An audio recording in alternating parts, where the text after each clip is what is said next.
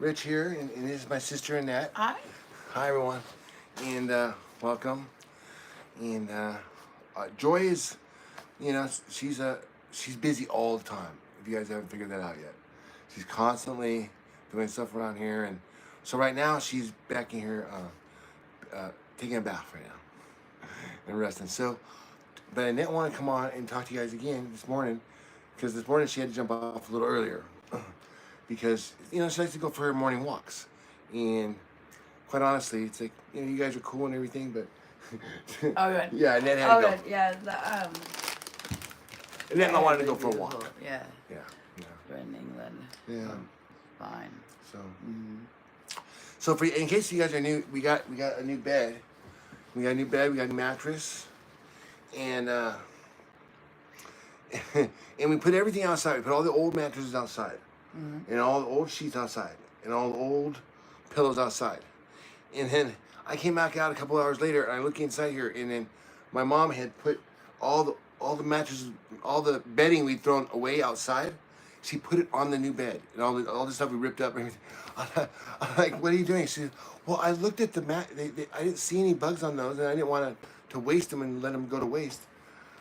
And I was like, but now you just put all the bed bugs back on the bed. Yeah. Yeah, I mean, this whole problem was caused in the first place because of this. And so, but fortunately we caught it in time. And as you guys know, hey, Stephanie Sue. Hi, Annette from Virginia. Yeah. I'm 33 and my 13-year-old daughter, and I watch you. And we love you. Yeah. Yeah, that's Stephanie from Virginia. Hello, are you related? Yeah, we're related. This is my sister. Oh, good dog. My yeah. sister Annette.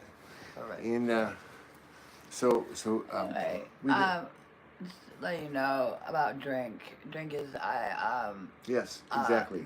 Is a nutrition that is the law. Yeah. You must drink as much as you want. What she's saying is she said, drink a lot of water. Yeah. Water. Well, no, drink is like petrol table. Okay, petrol table. Yeah. Yeah. For Okay. science, it's science. Yeah, exactly. Let you know that. And that your strength is inspiration. And that comes from Vic Wheel. Oh, good.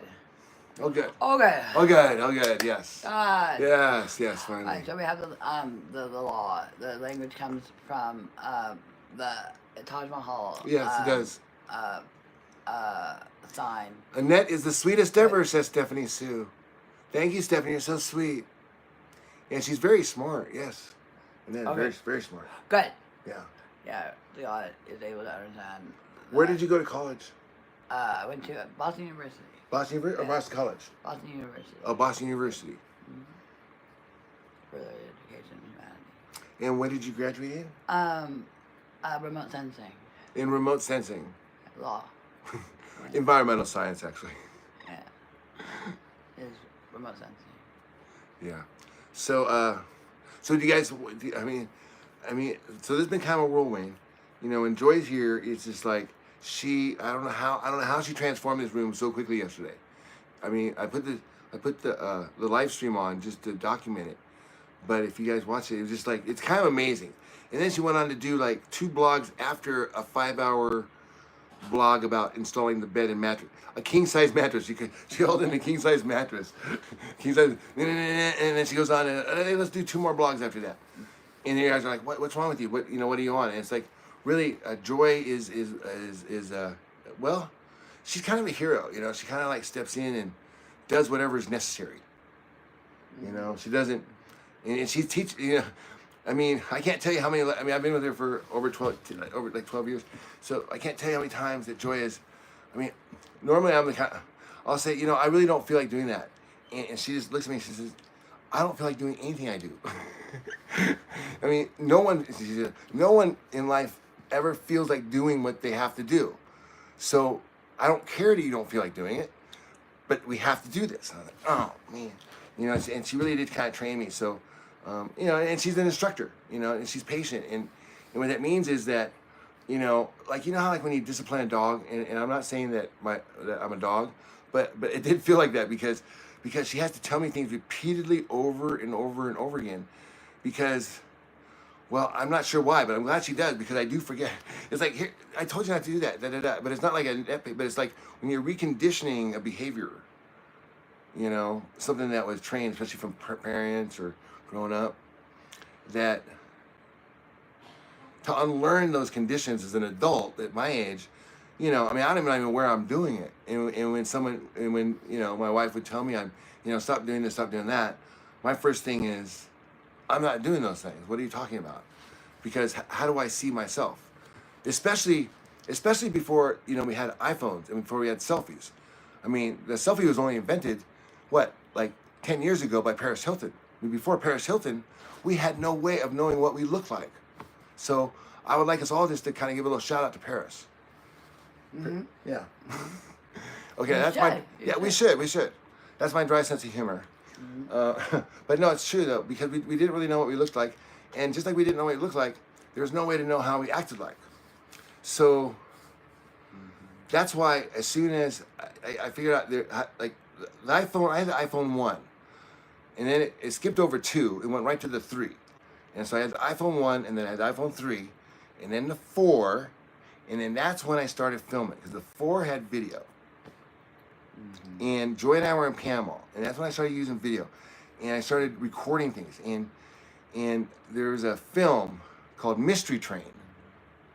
It's an old 1980s movie. Yeah, Mystery Train, starring Joe Strummer and Steve Buscemi. If you can imagine that. Joe Strummer was the lead singer of The Clash. And Steve Buscemi is Steve Buscemi.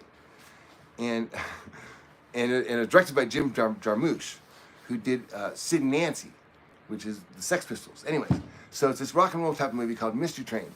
And the first 30 minutes is in subtitles, following a Japanese couple that wants to go to Nashville because they want to go see Elvis.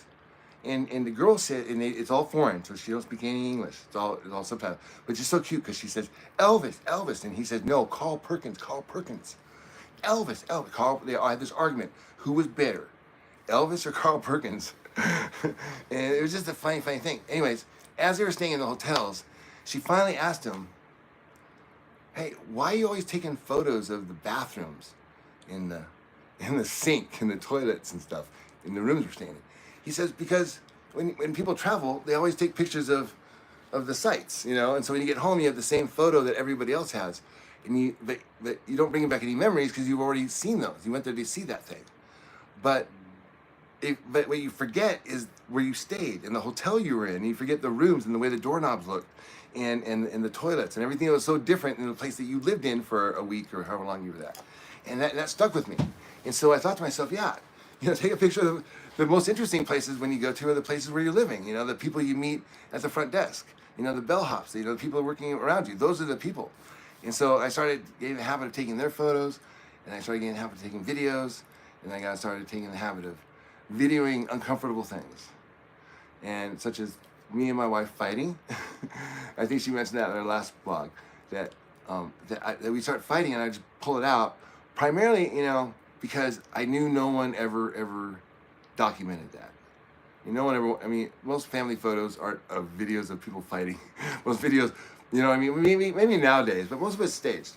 But like a real like argument, like from the soul, like a family fight, I thought would be useful for 2 reasons. For myself, to go back and see who was right and who was wrong. And I'll tell you what, 10 times out of 10, I thought I was the one that was right.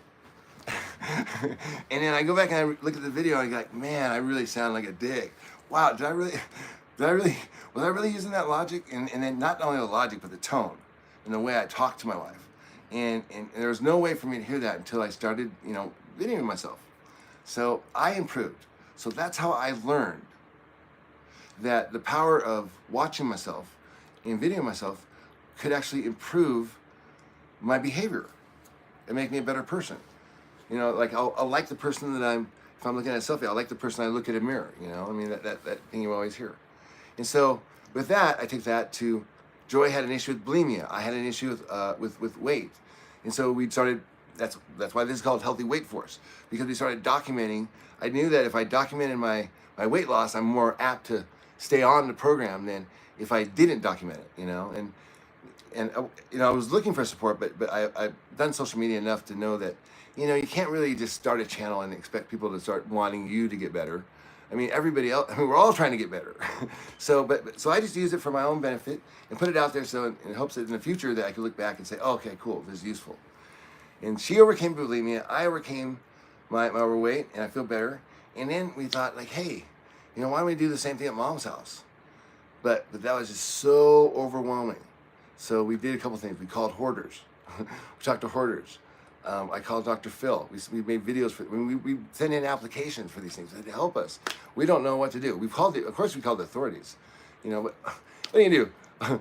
Somebody called the cops. Hey, call the cops. You know, we got a crazy person over here with another crazy person with a third crazy person, and they're all living together, paying rent, and they're all acting crazy together. And one of them threw pancakes at one of them. So could you please send the police over there to have them stop acting so crazy? I mean, what the hell was somebody thinking calling the cops on my 81-year-old mom? Nearly gave her a goddamn heart attack. Not to mention, we watched the video, the cops were fucking embarrassed.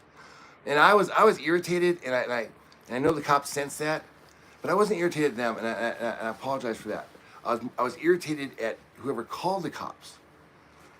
And then I kind of thought to myself later, of course, after the fact, if someone calls and says, there's a woman being abused by a 40-year-old, and I have video of it, and she's live streaming right now, well, what's the cop supposed to do? I mean, they're supposed to be like, oh, yeah, don't worry about it. That's just Joy.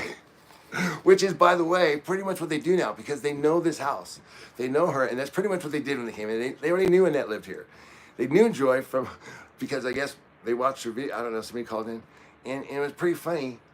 Not for me, and not for Annette, but it was pretty funny for, well, I guess it was funny for me. Okay. Now, Annette would like to talk. I'm bogarting this conversation. But she does that. She has this way of kind of like channeling. She says she has remote sensing ability. No, that's not ability. What is it called? That's my degree. It's your degree? Yeah. So how's it work? Why don't you talk about it? It's just law. Remember the sensing's law? Yeah, law. God is with the government begin problem solve E, the driver's license tap, center straight, fix. Yeah. The fix it. The God is with ethical hardware. The land site, 8 line 8 innocent Harvard. Harvard? How to get out of it? Harvard? Yeah. Harvard. Mercy, Harvard. Why do you say mercy? Mercy's law. Mercy is law. Never been arrested, never will. Never been arrested, never will. Quite good. Yeah. The Brilliant. that's a lot. Yeah. How do you feel about, a lot of questions came up about Kate and Prince William? Yeah. Yeah. Okay, he's a king now. No, wait. Charles is king. Did you know that? Oh good. Oh good. What? Yeah, Charles is finally king. Oh good. Oh good. I know. Please tell Annette that she has the prettiest smile. Oh good. You have the prettiest smile. Oh yeah. good. Thank you. Oh, Thank good. you. No. Yeah. Thank you so much. That was from Velvet. Sadie, I saw everyone comment Joy's first and last name in one of the short comments section, and they reported. Perhaps it was more than one person who called with the name you can easily find it. Hey, thank you very much. Yeah, I mean, we're not. This isn't the first time we've been on social media, but it is the first time that, obviously, there's very personal stuff that we're doing, but by not talking about it and keeping it secret and just like, what we're supposed to do. So this was inspiring, and what was inspiring was the way we did it. With the technology, with the channels and everything else. And so what they're talking about is why somebody called the cops. And that wasn't aware. There was a police officer in your room when you were sleeping. Mm-hmm. Which, if she would have woke up, that would have been, if you can imagine waking up to a cop in your room when most of your experiences with cops were, not particularly, they're always there to help. And they've helped us out a lot. And we're always very grateful for that. But she doesn't want to go, don't want to be taken away anywhere. And they used to have a law in Nevada that they could just come and take her. Huh? No. No, and they can't now. Now she has to say yes or no if she wants to. They can't do that no more. So that's good. Because, and it's not because they were concerned about her. What they were doing here was that when they were discharging their hospital patients, their mental patients, they were taking them all drugged up and walking them, literally putting them on a bus to California, just like what Texas was doing with the immigrants. They were doing that with all the patients here, and people that were mentally ill were coming out of the hospital in some city they didn't know anybody, and they didn't know anyone, and that was the healthcare system here in in Nevada. So that's what we had to contend with. So those are the sorts of, so that's what most people want to do. They mostly want to sweep it under the rug. They certainly don't want to film it. They don't want to talk about it. And there's no reason why not to, because we're having fun. I mean, geez, I mean, it's like, I mean, you don't need to call the cops just because people are a little bit different, you know. And I understand that they didn't do it to help. That's the thing. If they did it to help us, you know, I would have said I'd be much different tone. But they did it intentionally to attempt to disrupt a live stream, I guess, or maybe even have Joy arrested. Who knows? but there are a lot bigger problems in the world than pancakes being tossed around. Okay, guys? Yeah. And I'm serious. When I say don't call 911 ever again for to what do they call it? Swatting. Okay, don't get me all fired up. She can tell I'm getting mad. I just love. I mean, the city saved. It looks like the city saved again. The whites and the blacks are with their bank account and with the money in it, and Annette has her money in it. Saved. The mafia is Spanish now, and we're right on. Yes. The ER, Awesome. right. Yes. We have That's great. The ER on the parents. The ER on the other. Annette, what's your favorite instrument? Piano. Good. Would you play for us someday? Yeah. Oh, that'd be wonderful. You know, I might. You know, one of the regrets I have is that my father passed in 2011 before the iPhone 4 came out. So I really wasn't adept to taking video. So I never had a chance to video him. And then I never really videoed Annette playing piano all these years. And of course, have you guys met Gloria yet? Well, Gloria is not one of those moms that runs around with like doting on her children, taking photos of them all day. We have this big photo op, like pictures on the wall of us. No. Got him, Dad. Not that. Oh yeah, I am. The same. From France. Rag. What's that? We cured bigotry. We cured bigotry. Yeah. Yes. Okay. Yes. And what it does is it does both sides of the ocean or both sides of the box. That raises the roof over the mine blocks. You see the steam engine from France. The guy comes back and says, "All you can do." You know. One time what I was doing, about 20 years ago, I was reading some of the stuff that she wrote, and I was realizing that if you verse it right, it's extremely poetic. I mean, you put it together and you're like, holy shit. Like a very, very lot of interpretations of what she says. And because her brain works in a way like she can carve a pineapple the way you've never seen one carved and realize that, well, that's the best way to carve a pineapple I've ever seen. But I never thought of it that way. You'd be like, that's weird. You're like, whoa, that's really good. She got all of the pineapple. Just her brain works a little differently. And that's all. So, you know. The metal Med Plus is the American United States military E. The American Plus is what you use for your medical exactly. Your medical or medicine kit for your medicine kit. Oh, your plus. No, by the way, on the whole thing of like Package. calling the cops, the 911 thing, if you guys don't mind, you know, I hate asking for thumbs ups and stuff, but the way the whole system works is that, you see, most people come in here with thumbs downs, but you don't see the thumbs downs. But me and YouTube sees it, and they're kind of like, why are all these thumbs down? So that's why sometimes we ask for thumbs ups. It's just to kind of even out, because we know it's not like 100 people hate this thing and 8 people like it. I mean, it might be 50-50, but I don't think it's like the way it's weighted, because haters spend a lot more time hating than lovers do, you know, loving. I mean, it's just, I mean, for obvious reasons why. Okay, I have to go, let's see, make sure Joy's okay real quick. You guys chat with, can you read these comments with Dini Goggins? Can you see what they say there? Oh, yeah. Well, why didn't you try to read a couple of those? Oh, I can't read it. Too small? Yeah, it's too small. Here, hold on 1 second. Let me get you a pair of goggles. Go ahead. That's Stalin. I know that. You realize. Stat. Okay, right now. the wholeness, or not, completely. Right. Now I know which one we're trying to do exactly. Communication. I knew it. Damn it. Alright, now right on with the communication. Right. Yeah. Good. Oh thank God. Okay. Me either. Okay, so here you go. So these are one of the things I want to get Annette to is an optometrist, because she used to go to the library all the time. Now, see if you can read. No, put those on. Now, Yeah. can you see that any better? Oh yeah. Okay. Okay. Read one of these things. Toes are yeah. What does that one say? Massages. Good. What does that say? Really. Oh good. What does that say? Fortune. Fortune. Oh, good. What does that Yeah, I say? just think oh good job.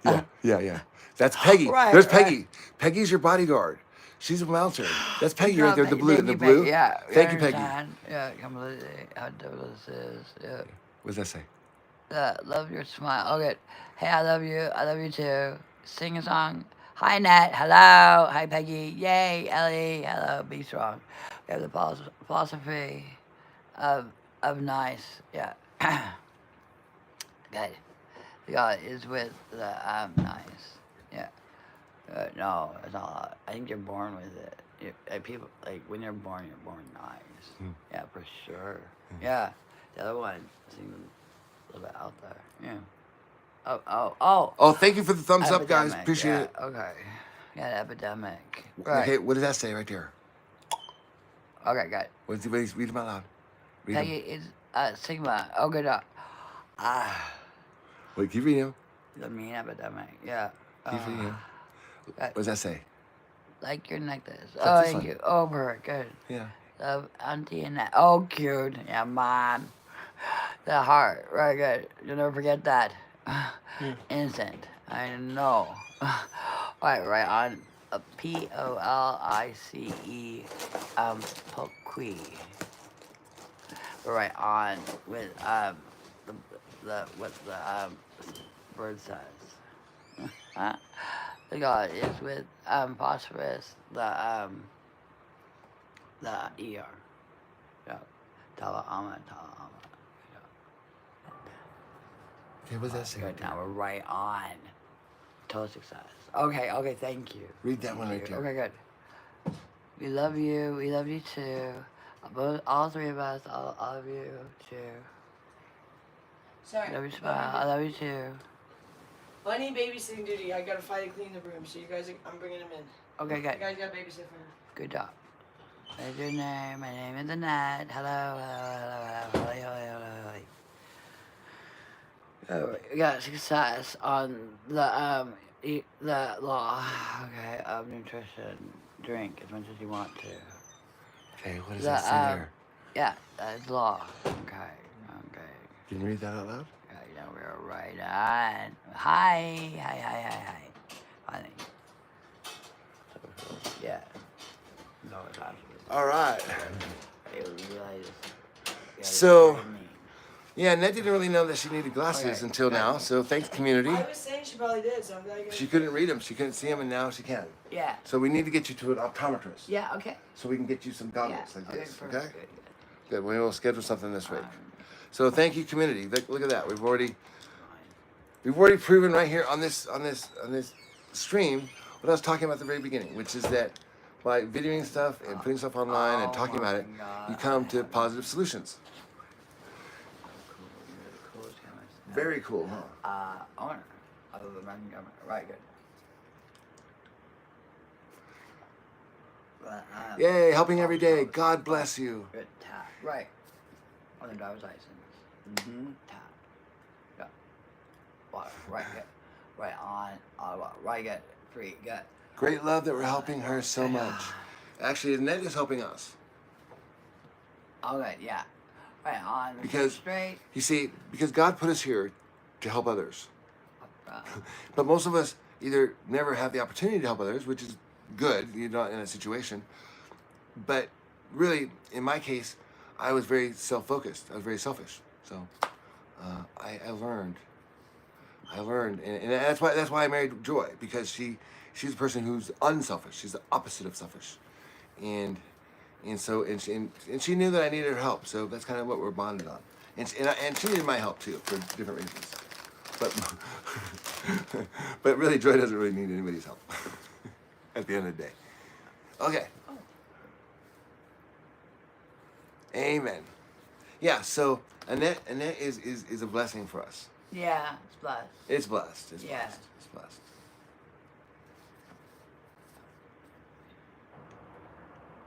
And it's a process. And thank you all for subscribing. Oh, thank you for the hearts up. Oh, that's great. You know, Annette loves. I show her the metrics later. I mean, remember the charts and everything, Right. the graphs and all that. She loves that stuff. She loves feeling like, not feeling. I mean, this is real. You guys are really here. I mean, she's really broadcasting. Think anything that's And so, she enjoys all the positive, thumbs up and metrics and everything, and the tap, tap, tap, tap, tap, tap. See when they're tapping that there? See those hearts in it? Oh, cute. Yeah. Yeah, look right here. See, so that means that they're sending you little smiley faces and hearts. Yeah. Yeah. So thank you guys. Over. Yeah, I wish someone with a pest control company would come over. Yeah, I know, that'd be great. I agree. But the issue is we have, there's just so many issues, because then we have to think, well, where do we stay during that process? Where do we put ourselves? How's that? All these things cost a lot of money, and the solution to us was not necessarily money. We had money our entire life. That didn't solve anything. We didn't start solving problems until I stopped making money, until I stopped working, so I could focus on my sister 10 years ago. And so everyone's like, well, what do you do for, well, you get a job, make money. Well, I did that, but that didn't work, because money does not solve everything. Yeah, I know. So instead, what I had to do is I had to, learn how to care for someone else. And Joy is great, because, Good. Joy is, see, her grandmother, her grandfather was a bus driver for 40 years. And her grandmother was a nurse for 60 years. Her mom cleaned the schools for her entire life. And Joy joined the U.S. Air Force at age 17 to serve her country, instead of going to college like her sister, who went to the University of San Diego. So it's not like we grew up in a household that said, oh, you're going to be... No, she grew up in a household that said, you're going to go to college, and her sister was blonde hair, went to San Diego. And Joy said, no, man, I want to serve my country. And that's what she did. And they fast-tracked her, and then she was on special ops in Ecuador. That's pretty cool, I thought. She was on planes. She wasn't in offices. She was flying, and she protected the President of the United States. So she had top secret clearance. So she's trusted by the U.S. government. So I figured, if the U.S. government can trust my wife with the president, I can trust her with my mom. I'm not kidding. So while her ways may seem weird, I don't know what else we could have done, because what I was doing was not working. And just throwing more money at the situation, which is all we were doing. We were sending her thousands of dollars every month for years, thinking like, okay.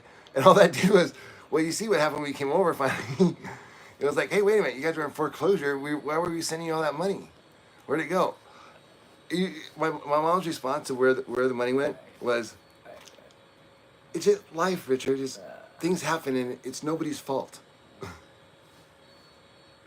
That's what you tell somebody who really tries really hard and doesn't win first place.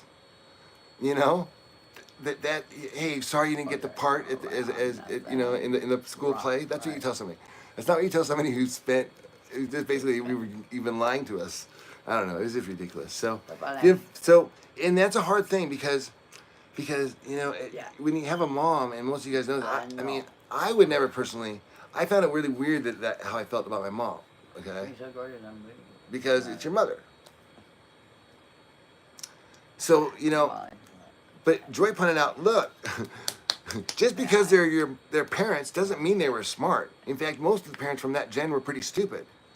They were virgins until they were 21, and then they locked down some dude, and then they just basically said, I'll just clean the house, and you pay for everything. That was the rule back then, in the 60s. It's like the man works and the woman stays home. Well, but then the 60s happened, and my mom hooked on this thing in New York City. The modern woman didn't have to stay home and cook and clean. but she still married the rich guy, but just didn't do any cooking and cleaning, or caring for the kids or anything. Just shopped. And I only say that because that's a reality of what it was like growing up. And to not say that or say, oh, you shouldn't say that about your mom. Well, I mean, shit, we have a brother, don't we? You remember our brother's name? What's our brother's name? What was that? Do you remember our brother's name? Robert? Robert. Yeah. Right. Robert Charles was my younger brother, her older brother. You know, he's dead. And so,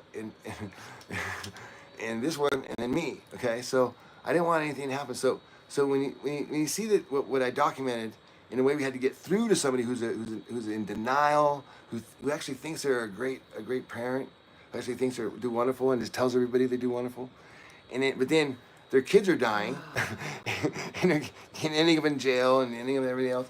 You know, you have to kind of, and the house is foreclosing. You have to wonder, like, wait a minute, maybe I need to see the other side of the story. And I'm not saying that Joy pretty much assures me there's no one in the world that has a mother as bad as mine. So we don't have to worry about that too much. But there are probably situations where maybe a mom takes advantage of their siblings, the fact that they're the mom. And so, and you just assume that the mom is a good person, when in fact the mom could be really a greedy person that just pretends to be a good person. And then because she's your mom, you would never, you don't look up at her and think, oh, greedy person. You think, oh, that's mom. Because half the time the mom is greedy and then pays the kid off with a bunch of, that's what my mom would do. My mom would go to the buffets, at, like these events of my dad's. I can't even imagine now. I mean, it's just ridiculous.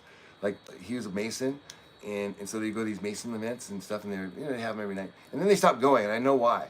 Because my mom would come home with a bunch of food in her purse for me and Annette. And I was like, I always thought it was kind of cool, but like we had food, but it's like, and we're not talking about like a couple cookies. I mean, we're talking about like Swedish meatballs. It's like all in her purse and everything. Have you ever see that scene in Trading Places when Dan Aykroyd was dressed up as Santa and he stole the salmon and he stuck it in his beard? I mean, it's kind of like what I was picturing. I mean, like, but as a kid, I didn't think anything else. I was like, oh, cool, we got some free food, or free money, or free whatever it is.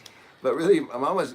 That's just not the way you act at a high society function. You don't take the food they lay out to bring home to your children. If your kids are hungry, you stop off and get them something to eat, or ideally you got a babysitter. Which, by the way, they never hired any babysitter. Probably one of the reasons why my brother died. Okay. And I only say this laughingly because, I don't really talk about this stuff very often. But when I think about it, and I think about how ridiculous it is that everyone was cool with it growing up, I'm just like, it just seems kind of funny.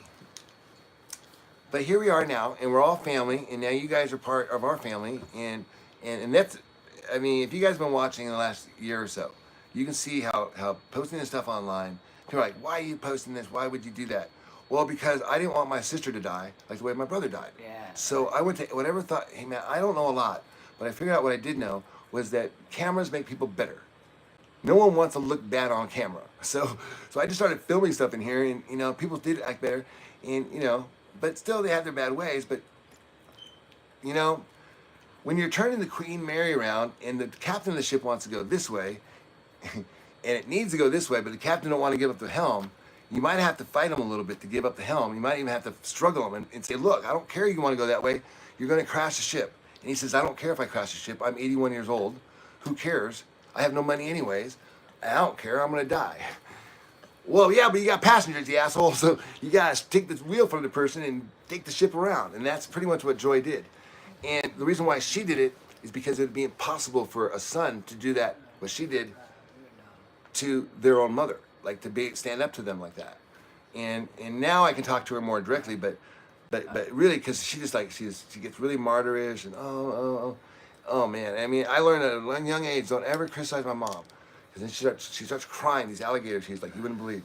She starts telling you like, are you saying I'm a bad mother? And she starts crying. I'm like, oh no, you're a great mother, I'm like, and I'm thinking to myself, yes, you're a terrible mom. That's why I was telling you. And then you start crying, but then you don't want to hear that. So I'm like, I was 18 years old. No, you're a great mom. I've never seen my mom like bawl at me. And like, anyways. My mother gave my kid $10,000 after I told her he was an addict with skits and cluster B and took him to casinos and then addicted gambling. No one believes me when I tell them about my mother. Yeah, right. See, it's like the shit that can happen, you know.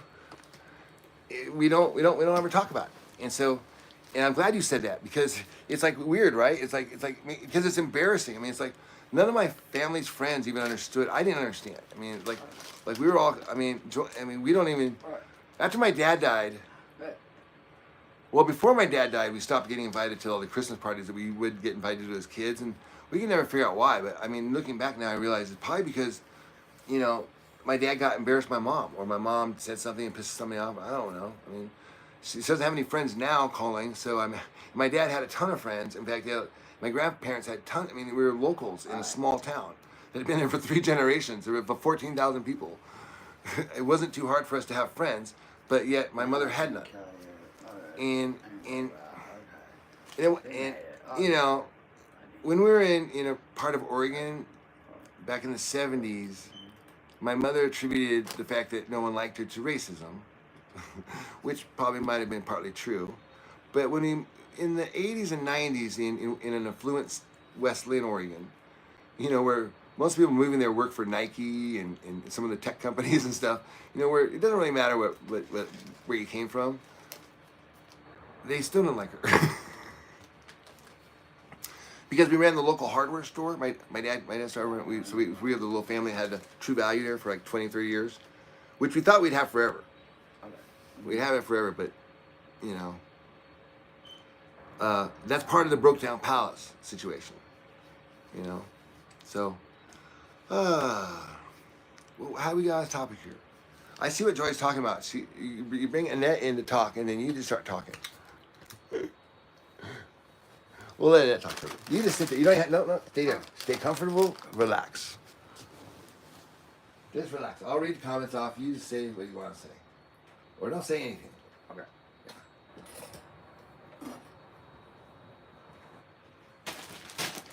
So, Annette likes these Cheez-Its. And she loves these Jet Puffs. And what else you like? Doritos are okay, right? Yeah, Doritos. And she loves Doritos. Hey, thank you. Ashley just gave you $5. Okay. Okay. Thank you. Thank you, super fan. That's awesome. And thank you for the up hearts.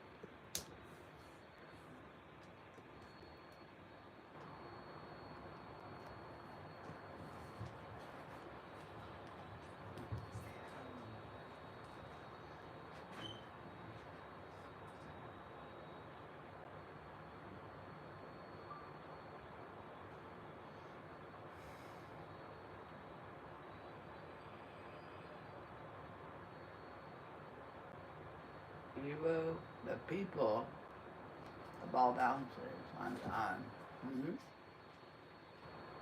on the ball. People are free, good. The innocent, without approval, without innocent approval. Good. Over, good.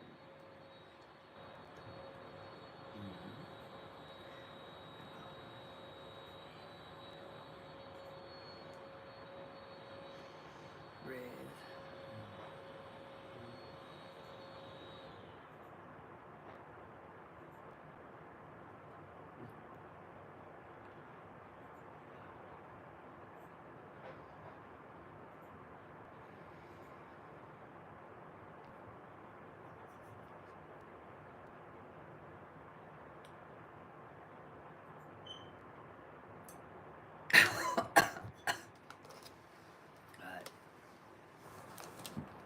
the paid.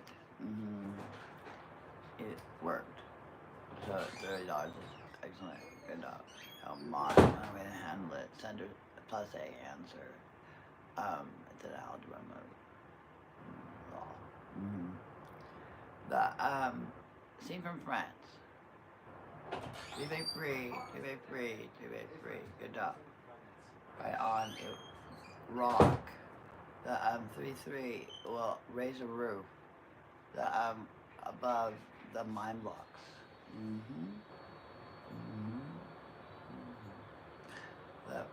The engine.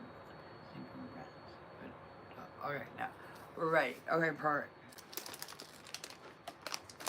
Annette, do you like spicy food? Yeah. Okay. Okay. Yeah, I do like spicy food. I'm gonna go to dinner. Yeah. Maybe. Okay. Let's go to dinner. Yeah. Okay. Not now. Okay, fine.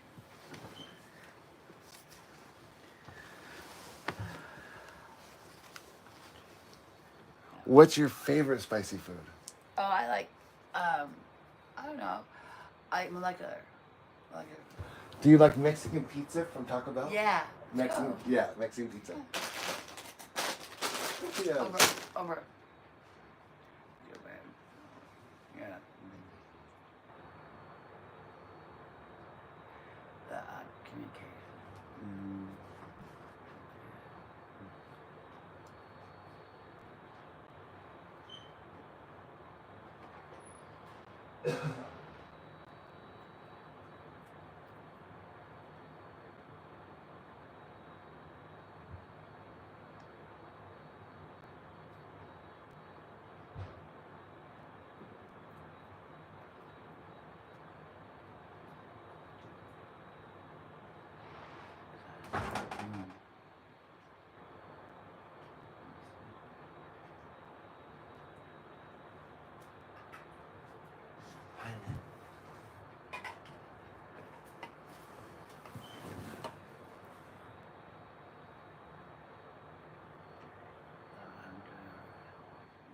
Do you have any happy memories?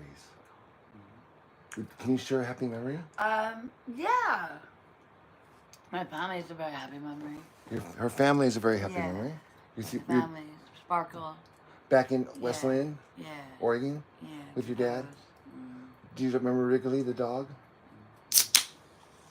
The brain, line, wrap, the composed A, the air, proof, the brain. Okay, Joy's gonna come and join us in a minute.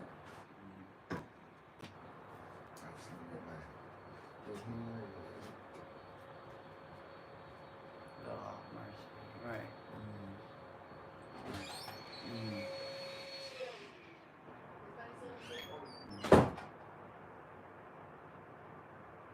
Yeah, dangling over the LV. Yeah, you would bring them in right to your own house. Right. I mean, I thought that the bigotry, was absolutely love to ER. Right, and then the separation between cargo, complete, just pure cargo, just cargo. Right, ocean cargo. Right. There's no love to the ocean cargo. Right. Boom. Okay. There's no love to the ocean cargo. Right. Okay. Joy's gonna come join us in a second. Bigotry.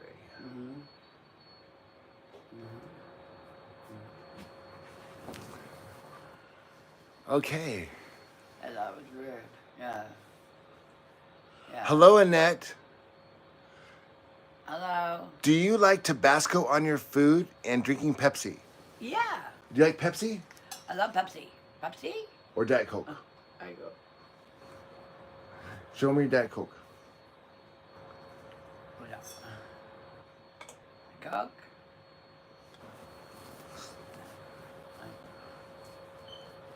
Oh, thank you so much, Superfan $4.99. Thank you.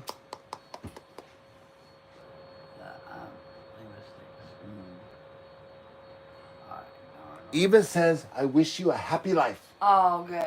Thank you. Thank you, Eva. Yeah, you guys, your words mean so much to us. Thank you for answering, says my lady. She said, thank you for answering. I don't remember which one, the Tabasco question? Queen of England. Right. Annette looks so awesome. I know, right? Right? You know, I mean, if you kind of pictured Annette as a Boston University graduate, and actually, this is true. This is a fact. She was in the philosophy club, and she lived in a philosophy fraternity with people that did nothing but talk philosophy all the day. So, I mean, if someone told you that, hey, this person is like really, really smart and writes a lot of books, you'd say, yeah, probably true, right? So that's why we come on here, we document it, and you guys watch, and thank you for the donations. And she has the clubs because, you know, she's a Boston graduate that makes $900 a month from the government, and that's it. I mean, the school alone costs, I mean, I don't know what it costs, Boston University costs today, but a 4-year degree from Boston University definitely is worth more than $900 a month. And she graduated with her condition. So, I mean, if you're questioning whether you should join, you know, spend 99 cents to join Club Love, well, you know, all the money's going to her. Not to mention, it makes her feel good to earn money and to contribute to the household. That's why we're doing it. I mean, if I had to spell it out for you, you deliver someone, you give someone $1, they're going to come back and ask you for $1. But you teach someone how to make $1, they'll never need you again, and they'll go out and enjoy their life. And that's what we're trying to do here. So thank you for all your donations. And wait, where are you going, Annette? Get some water. Okay, can I follow you? Yeah. Okay, we're gonna follow Annette. Come on, tell us where you're going. Which one? I'm coming with you. Hold on. Here I come. Here I come.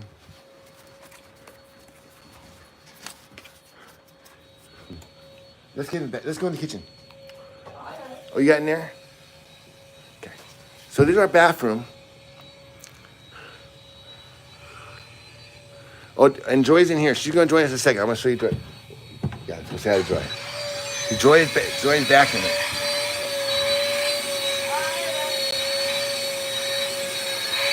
I've been cleaning up biting messes all morning.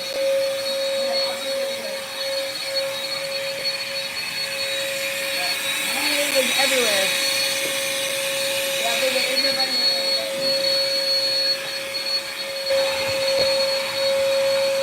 What's going on? Isn't that done? No. We were just actually, she was getting some water, and then I thought I'd come say hi to you guys. Okay, guys, I'll come in there. I had to clean. I put them on bunny babysitting duties. I gotta bring bunny back. It was so bad in here. Still not great, but it's better than it was. Yeah. So I'll get in there in a minute. Yeah, so you guys, you know, when you guys say like, why don't you, what? Yeah, use the restroom, okay. So, you know, we get a lot of questions like, you know, why don't you guys just get jobs and just put her in nursing homes and pay someone to take care of Annette? You can't pay someone to love somebody. I mean, that just doesn't occur, you know? And Joy spends a lot of time here loving Annette. And if she had to go to a cocktail job or something for like 8 hours a day, I'm coming in a minute.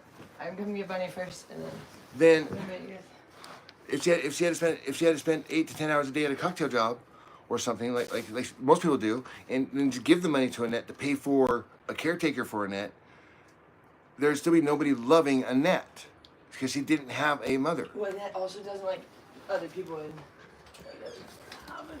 Joy, yeah. So she's coming in. She wants to talk to you guys really bad. Thank you for the up hearts. Thank you for the thumbs. Thank you for the tap. I know it's a real pain in the ass, but that's kind of the way the system works. You know, the haters get a lot of volume because we delete all their stuff, and so they say, oh, there must be a lot of hate on that channel.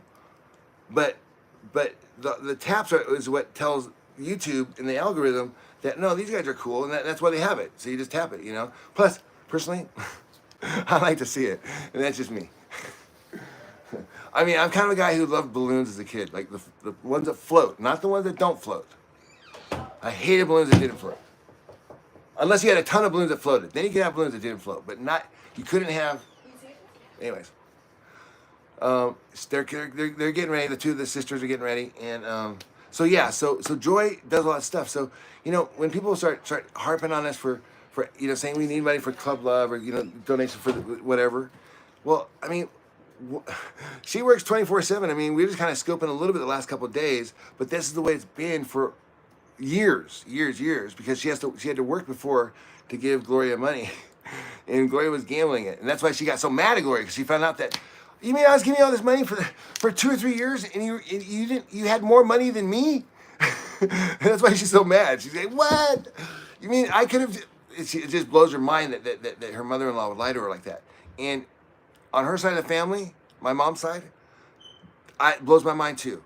I mean, I have cousins that I thought like totally just flat out ripped me off and ripped my dad off like right before he died. That live right down the street, you know, that supposedly are so great. And it's like, you know, that's kind of where you start to say, well, what is family? You know, I mean, I know, but the thing is that on my dad's side of the family, on the other hand, I've seen a really positive, you know, there's a lot of good people. It's just on, you know, this side over here, I mean, you can't believe like how selfish and greedy it basically reinstills the fact there's a reason why some people are poor. And most likely it's because they were greedy. And they wanted more than they had money, but they wanted more. Or they did something, they got high, but they wanted to get more high. And they didn't want to stop getting high. And, you know, so it's like something that was causing them to greed, where they wanted, you know, some people go, you know, experiment with drugs and get high. And, oh, God, that was the most amazing. Oh, geez, but you can't do that every day because it's too expensive. And that would be greedy just to want to be high every day, or just to go shopping every day, or to go drinking every day. So instead, we separate the people. And it's not that we don't like homeless people, and it's not like we don't like, in fact, we love homeless people. But if you ever spent time with them, which was what we did, and we did that to document what was going on, because nobody else does, again. Joy kind of mentions it, but she doesn't really go into detail.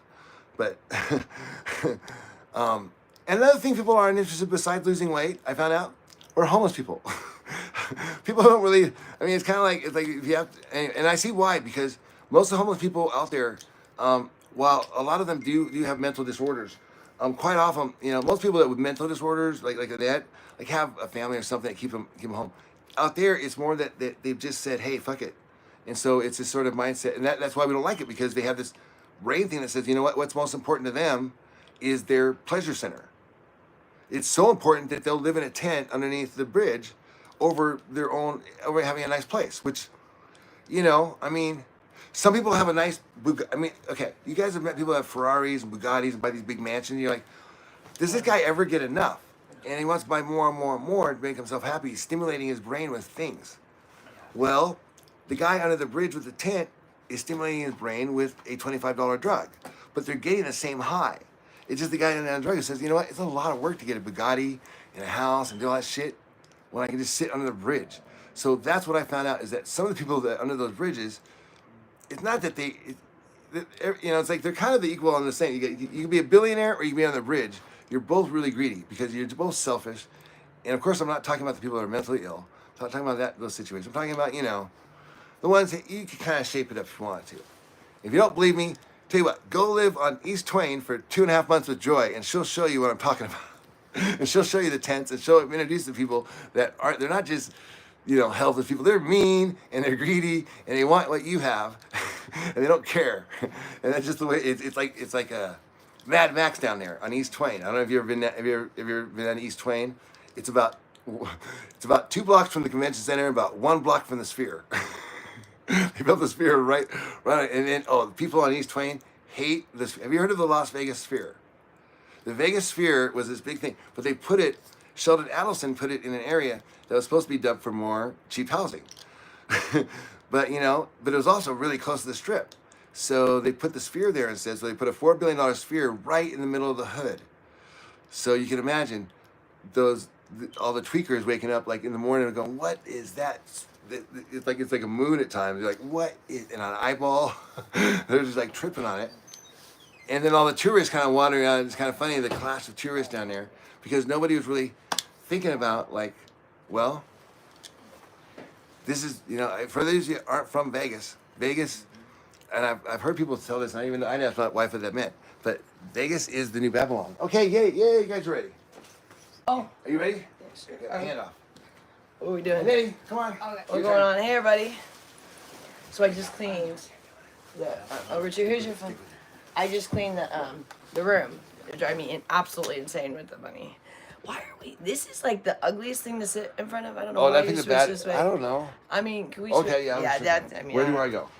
I mean, like you pick the ugliest wall to have behind us. That's why. Not only does Joy basically like save the United States president, but she also makes sure we have a good backdrop. Save? Oh, you're right. I was like, what? No, when I was in the Air Force, yeah, we used to do. Oh, here, come over here, to me. What do you call those? Gosh, I can't even think of what we called them right now. But it was during AWACS monitor. We would monitor the president's airspace when he would take off with Air Force One. But so like, there's always planes watching the airspace whenever but you don't know when the president's going to take off. So it's a top secret mission, and you don't even know when you're going to take off at all. So you just have to show up at like 2 a.m. and you just wait. And then when he takes off, well, we take off before he takes off.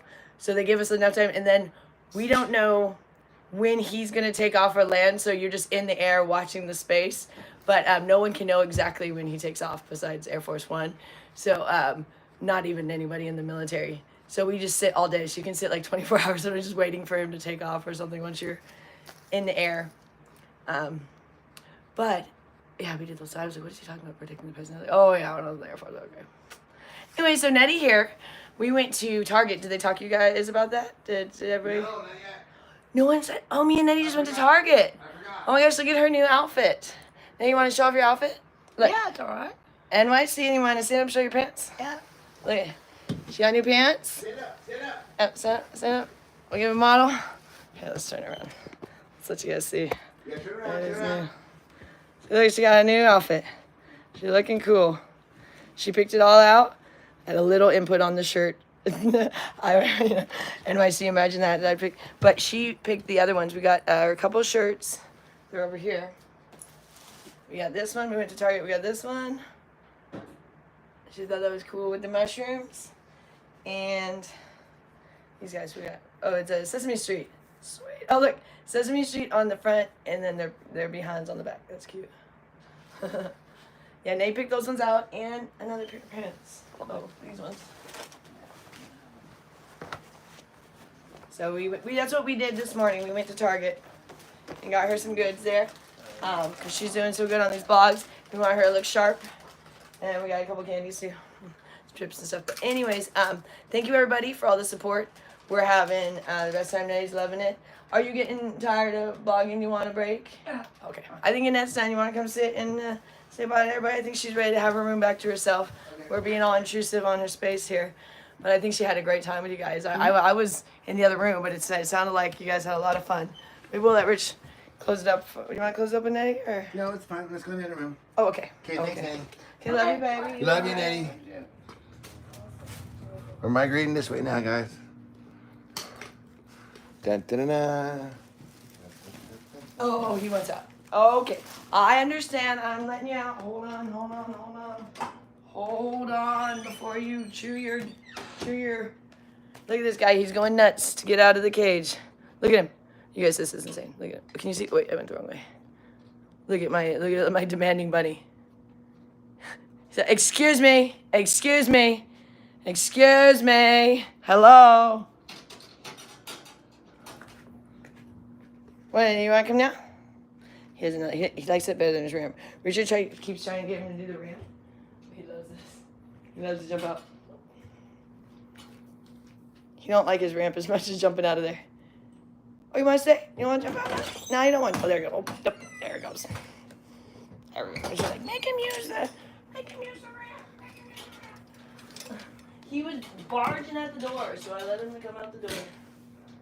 Close the front. Close the door. I don't care if he barges the door. He'll come out there the thing. Don't do that again. Don't ever do it. You're training him to do that. Stop training him to do that. Please. I'm begging you. All right. Thank you. It's not that hard. It's like it's not that in the world. The guy can walk around a corner. I don't ever want this open. Ever again. Excuse me. Yeah, that's new rule. Excuse me. What the heck? Well, I gotta set a rule here. Why? I don't understand why it makes a difference which door he comes out. It makes a big difference to me. All right. You're like Gloria. It's like, I just am wondering the logic. Again, I don't want to explain it.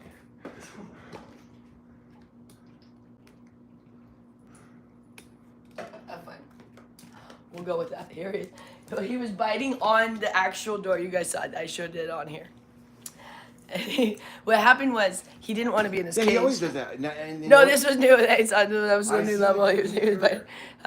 He didn't want to be in his cage, but I had to clean. But he's happy now because Buddy's like clean environment. He seems It was fine. getting He seems pretty gross in happy. here. It was getting insanely gross. So you guys have fun with the net? Here, let's both sit down for a I second. wish I knew. Oh yeah, tell me what was going on. I didn't even know what was going on. What happened? Well, in what we the talked about was mostly, well, I don't know, guys. How'd she do? I mean, I just let her kind of run the scope. I answered some questions. So did she? I talked a lot need to about- watch it. Actually, I need to. Watch I talked it. about Brother Robert. I talked about what it was like going with Gloria. I explained why you know, why it was so weird for you to come in his family. You know, I mean, we're like totally. I mean, this is like the most disorganized family and capitalist, and she's such a service-oriented family. The greed just I mean, gets me around here. I mean, her grandfather's a bus driver, and her grandmother's a Yeah, nurse. we're like we're like the teachers. slaves, and they were like the Well, princes. I would call it service industry. Let's not say. Okay. I mean, come on. And you know, my dad was a banker. My mom didn't do anything. Yeah.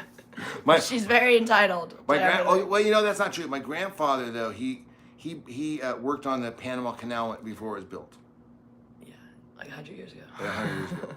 Pretty much, I think 100 years ago. No, it was. No, yeah. that was yeah, his because job. Gloria is 81. So I was saying that like joking for a second. He didn't build and the then I was Panama like, Canal, oh, no. as I was told. My mother's. I think he probably added water to the channel. No, Of course, my we've mom. been to the Panama Canal. Yeah, my mom told me that growing up that your grandfather, he built the Panama Canal. So I'm telling everybody at school. And then I meet the guy. He lives- Carlos? Not a yeah, in chance. New York City. He Not spends a his days at Yankee Stadium and the track. He's a gambler. That's what Gloria's a gambler. That's all he does is the horse tracks and Really bad. Like her dad was like, well, I wouldn't say really any worse than Gloria. Actually, now that I think about it, about equal to everybody else in the family. The family, it's sad because they make gambling such a priority when it's such a silly thing. Really, if it's a priority, I mean, it's a fun thing if you want to just go have fun. But when you let it take over, it's such a silly thing. So like, I'm like always like. It's such a weird high in a sense because when you see the people, they don't even really seem to ever get happy anyway, like whether they win or lose, barely. You know, it's like the big gamblers, they win and they seem like almost as excited as when they lose. Oh, he got me again. He comes to say hi. My bunny. He is gonna be the most spoiled bunny. That's why he's yelling at me. Bad. But it's hard when you have when you're home a lot. And he's just so cute. So what are you gonna do? I mean, Hi, bunny. look at him. He's doing this thing where he just goes back and forth. And he's also just learning to see himself. Hold on. Oh, yeah. Let's see if he can see himself. Do you see yourself in there? He has the prettiest eyes, but he looks like a gremlin. Oh, camera. He gets nervous with that, I think. He's too active right now. Sometimes he likes to cuddle, and he'll cuddle on your shoulder. And other times he's like, forget that, and he's bouncing around. And that, right now is probably a bouncing around. There he goes. Yeah, he's gonna bounce around. Oh, maybe not. He can come to mine. He kisses. He gives kisses. And his whiskers like tickle you. It's really sweet. But yeah, thank you guys for all the support for Annette. It was really fun today. We got to go to Target. She hasn't done that in forever. Well, never with me. Never. I usually have to go shopping for her. Richard just said, "Do you want to go shopping with Joy today?" And she said yes. And we were like, "Let's go," you know, because she doesn't want to ever do things. Like this is really big. Like she pretty much just always wants to be home or go for a walk. That's it. That's like the two things she'll do. And so she wanted to go shopping, and that was huge. But it was funny because I'm like a fast shopper, and so is she. But she's, you know, her attention span is so short sometimes that I was literally like speeding through Target trying to find, because I couldn't really find what she really wanted. All Annette likes is t-shirts and basically like jeans, with pants, of any of them. But we really couldn't find her any jeans that she liked. They were all kind of ugly. Target's jeans are not the best, so I was finding out today. So it was either old lady stuff or like too teenish for her. And especially Annette likes big t-shirts. And I asked her, do you want a man's t-shirt or a female's t-shirt? We always get her male's t-shirt, and that's what she likes. But I guess she didn't realize that. So she liked females, but she doesn't like those as much because they don't fit as good. She likes the fit of a male t-shirt, but I let her pick today. So she picked, but I let her pick everything except for I inputted on the NYC shirt, of course. And that's funny, that was the one she chose to wear. But I was like, Annette, do you like this one? And I did kind of steer her. I showed her where the t-shirts were, and she picked, there was about 20, and she picked the 2 out of the 20. And then I kind of steered her to which pants, but she picked those pants, those 2. And we were going to get her shorts or jeans, but we ended up with the cargo pants. She really likes those. But she's upset today because she's heavier than she's probably been really ever right now. So when she tried to put on her other pants today, they were tight, and then these were pretty snug too. And we didn't really even know what size to get her when we were in the, both me and her are like, why don't you try on? We had to try on a couple things because I really didn't know. I was like, why don't you just try a couple of these sizes? Because we didn't know. I don't know what her pant size is anymore because she keeps changing. She used to be like a 7 or something, but now I don't know. I don't know what she's at. So anywho, that was fun. So thank you guys for that. And she wanted to do it because of the blog. Like, she likes looking good now. She likes doing her hair and getting nice clothes on because you guys are making her feel good. And and I was telling her that everybody, because she, remember I said this morning she was kind of not wanting to blog. Well, I told her that everyone is tired of me and they wanted her back. And they're so tired of listening to me. And that just got her so excited. And so that's why she wanted to come on. And I was like, and it's true. I know you guys want to hear that. She's awesome. And it was really funny because she gave me the funniest smile and laugh I'd ever seen when I told her that. I said, yeah, they're just so tired of hearing me talk. I talk too much. And she just laughed like the weirdest, like the cutest, weirdest laugh I've ever heard her see. And like the smile, she just got a kick out of that idea. You guys are irritated with me. And when I listen to her, so then she was ready to get on here. So it was great. And it's true. I mean, most people are like, where's Annette? Get Joy out of here. So, but I think she was thinking that people wanted to listen to me and didn't want to listen to her. So she was feeling like, oh, maybe they don't. And so I was like, no, everyone wants to listen to you. You're awesome. Because she is interesting. I'm not that interesting. I'm only interesting because I'm taking care of Annette. I mean, that's what makes me interesting, So she's the interesting one around here. I mean, we're kind of interesting, but we're kind of weird. Most people are not that interested in us. We're weird in not a good way most of the time. We're like, eh. But now with Annette, people can see like we're weird, but we have good hearts. Usually people just thought we were assholes for most years. Me and We have my special husband. needs. We have special needs. Yeah, we're the special needs family for sure. That go ask our neighbors. Oh dear, they do not like us around here.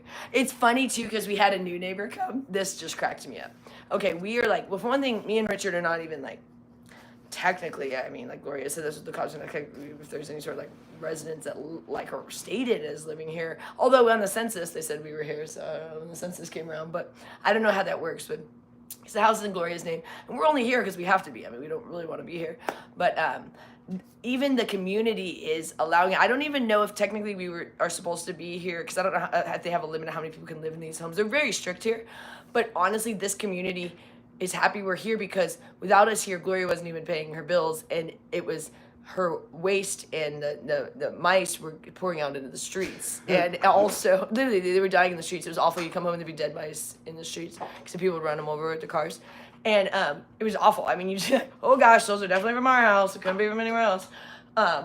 And I'm sure, who knows if people got bed bugs from us. Good.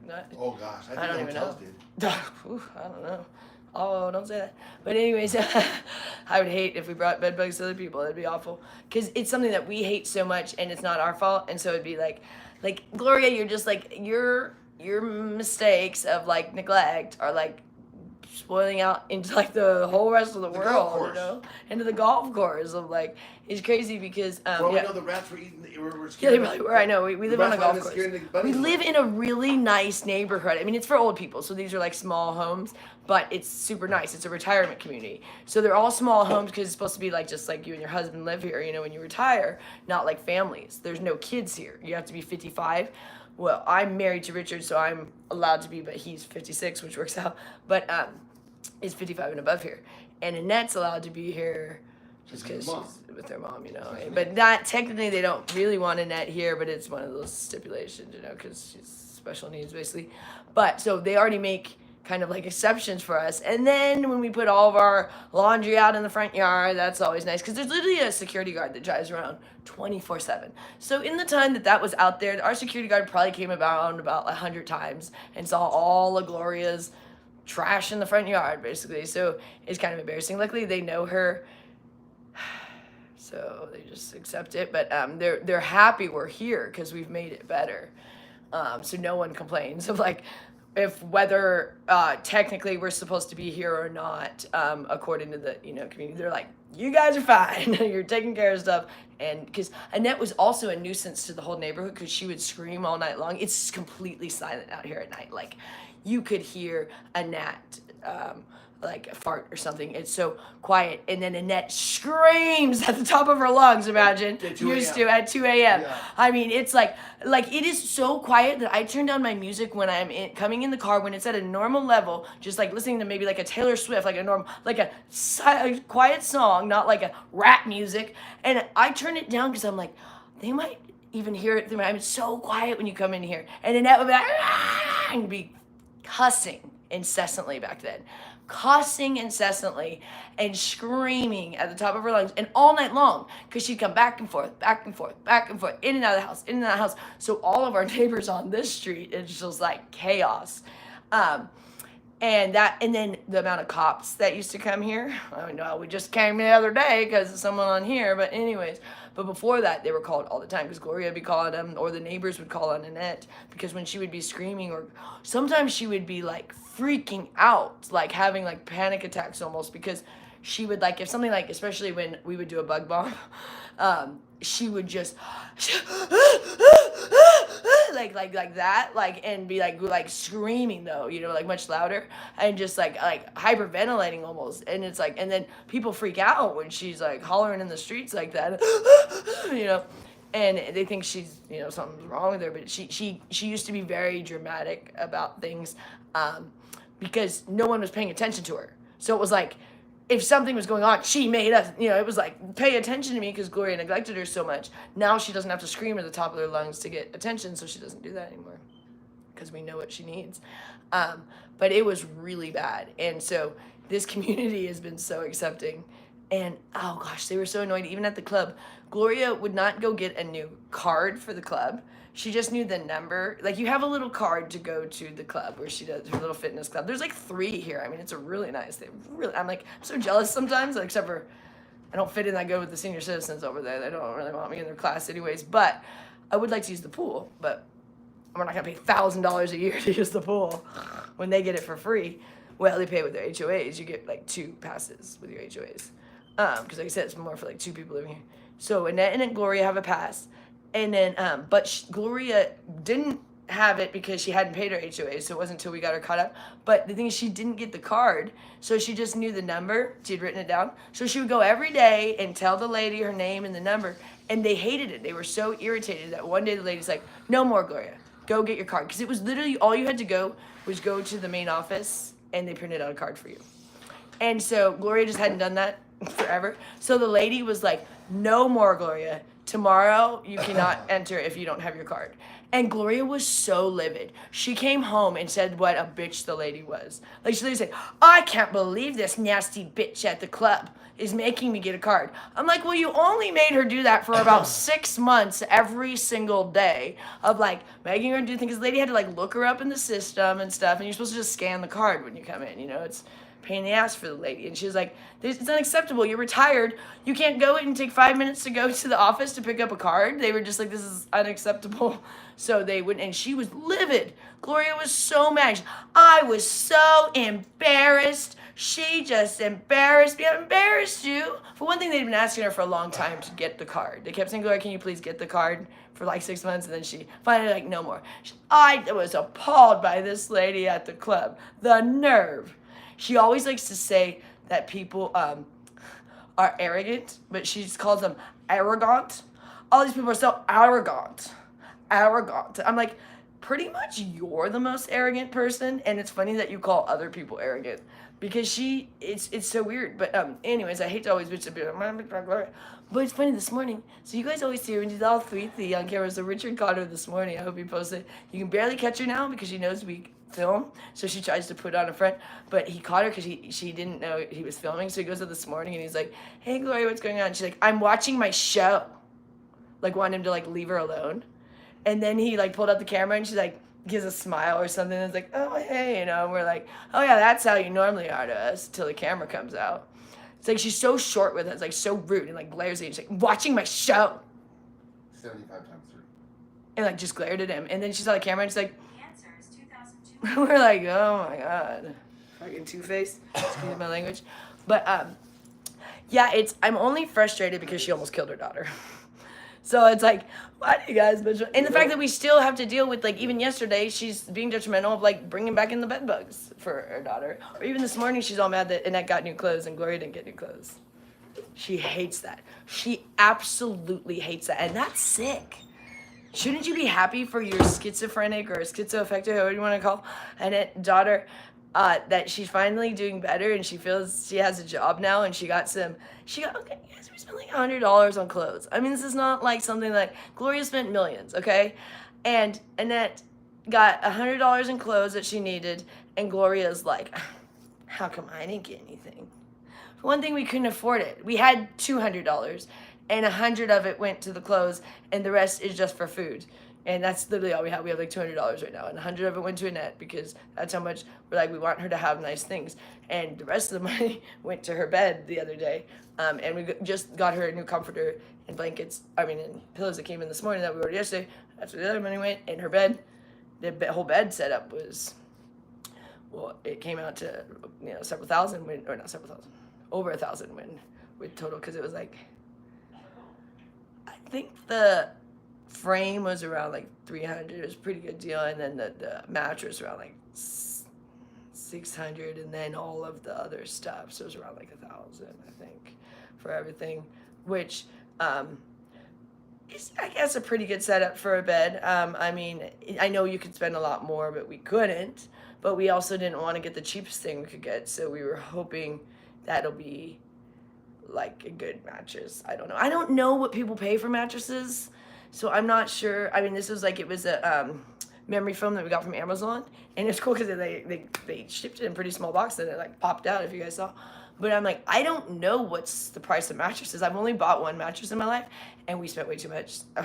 When we had a little more money, we got a Tempur-Pedic, which was the worst idea ever. We like immediately regretted it. We did get it cheaper because we got like the floor model, so we didn't pay like full price, but we still paid like several $1,000s for that thing, and it was so stupid to me because it just was not worth it. That wasn't the one that she had. That one was, Gloria had a Tempur-Pedic too. We actually gave our Tempur-Pedic to our neighbor when we moved. Our neighbor, we gave him like everything. We were moving, we're like, you can have all of our furniture because we can't take it with us. So we gave him a Tempur-Pedic mattress. We gave him a 4K TV and 3D, 4K and 3D TV, and a couch and some chairs and stuff. Our neighbor, they were like, sweet. Because we've moved several times, and we can't take this stuff with us when we've moved.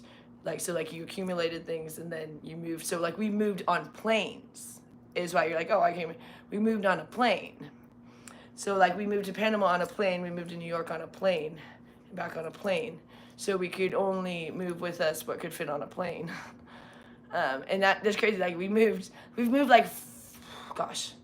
Okay, so we moved from Portland to Panama on a plane. So that was one time. Then we moved back from Panama to Vegas on a plane, so that's 2. And then back to Panama, 3. And then back to Vegas, 4. Then to New York, 5. So 6 times we've moved on a plane. So like we took our belongings, everything, and it was what we could fit on a plane, and everything else had to be either given away or sold or whatever. We've done that 6 times. So you get really minimized. That's what I'm saying. When we've done where we've gotten rid of our possessions, numerous times, because it didn't make sense to us. And often too, that's not weird, moved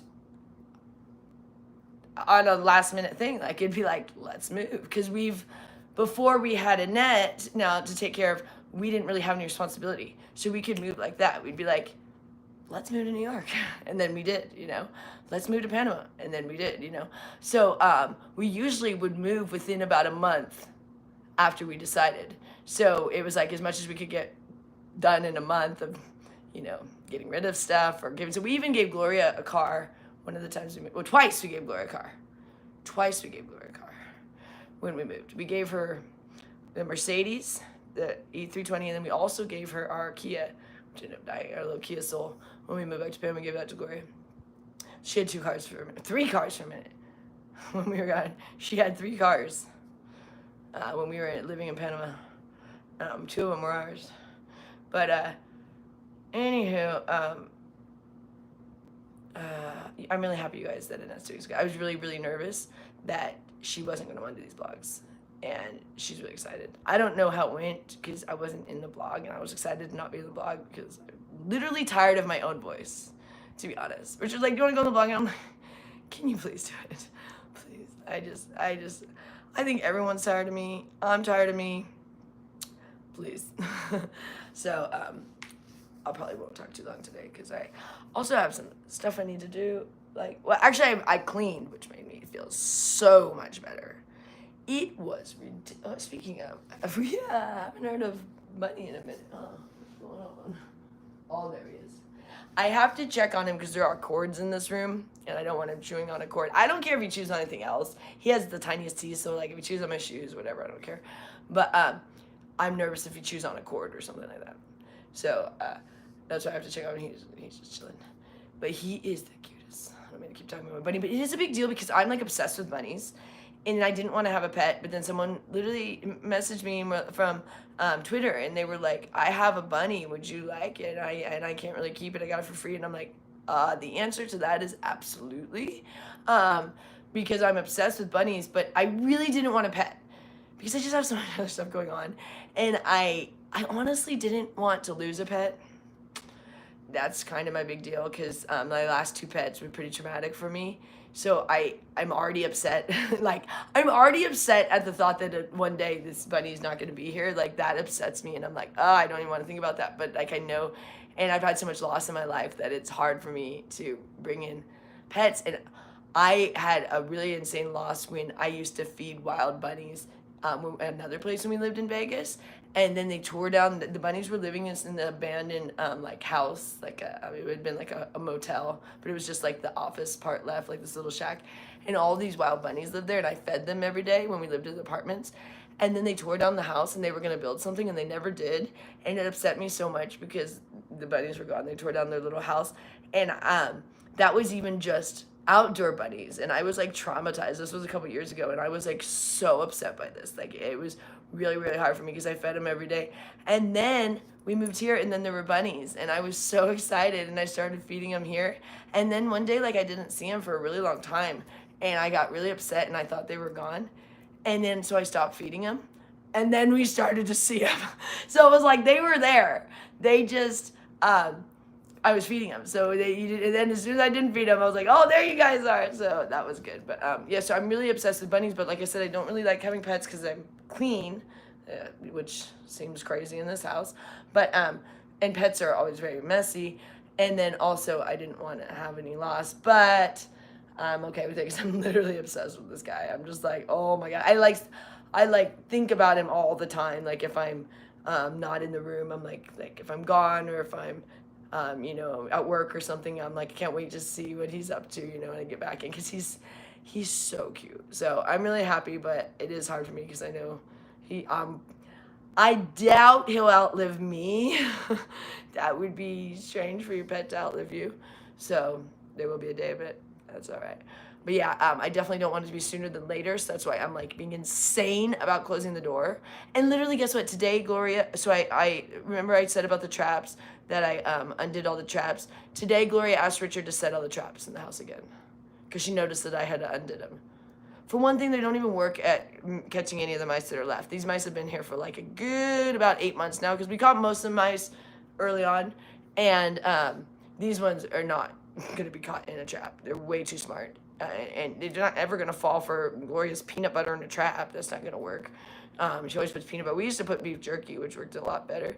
Gloria insists on putting peanut butter, which they don't even like it. So like, whatever, Gloria. But anyway, so she wanted Richard to set them all again this morning. We didn't even get in an argument. He's just like, yeah, great, I'll do it later. But I'm like, do not set those traps. Please do not set those traps. We have a bunny now. And if that door is ever accidentally left open, like I literally got out of my bath because I didn't trust that Richard closed the door when he was doing the vlog with the net. I was like, I can't even enjoy my bath anymore because I don't know if that door is closed and that bunny could be going and getting into a trap that I missed because they're all over and I only, I didn't look everywhere. So there could still be another one. And also there's rat poison. Gloria used to put little packets of rat poison all over the house. And I don't even know where those are. So literally, it is like deadly if this bunny goes outside this door. Most people's houses are not to that level. I mean, he could be poisoned or instant kill on a trap, or like literally break his leg or something on the trap. It's insane. And we have those ones that are like the heavy duty ones, because we got the ones that kill instantly, because it's traumatic when they don't kill instantly. They still don't always. It's insane. I hate that. I hate that we had to kill them. I don't like that at all. I love critters and animals. Not when they take over the house. That was insane. But I didn't like that we had to kill them. But what are you gonna do? I mean, they really take over, and they're really destructive. They tear up everything, and they get into everything, and they chew everything, and they make holes in everything. And they make holes in all your walls and all your carpet and all your clothes. I mean, they're really, really destructive little things, and they shred everything. So they take things and they just shred it. So like you end up like, that's where like, I don't know if you guys ever saw the footage where when you open the closets, there was just shredded like papers and stuff. That's all, it was all from the mice. They just shred that stuff. It's crazy. And the waste from the mice is insane. They make such a mess. And they're still doing it a little bit. That's how we know we have them. We barely see them now. There's only a couple left. I think there's only like 2. I've only seen like 1 really. I see this one big one in the kitchen, and he's kind of like a pet to us now, because he eats an apple pretty much every night, if we have apples. And if we don't have apples, he'll eat like some bread. So we're like, that's fine, let him have his. But you always know, because they go and they chew into it. You see, you're like, oh, the mice was eating his apple. Anyways, I really appreciate you guys being supportive of Annette. I told her that everybody is really nice on here, and not the people that are not nice are not allowed to be on here. And that makes her happy, because her biggest fear is that people are going to make fun of her. And I hope, I don't read the comments very good, as you guys know, but I hope no one makes fun of her. I don't think they do.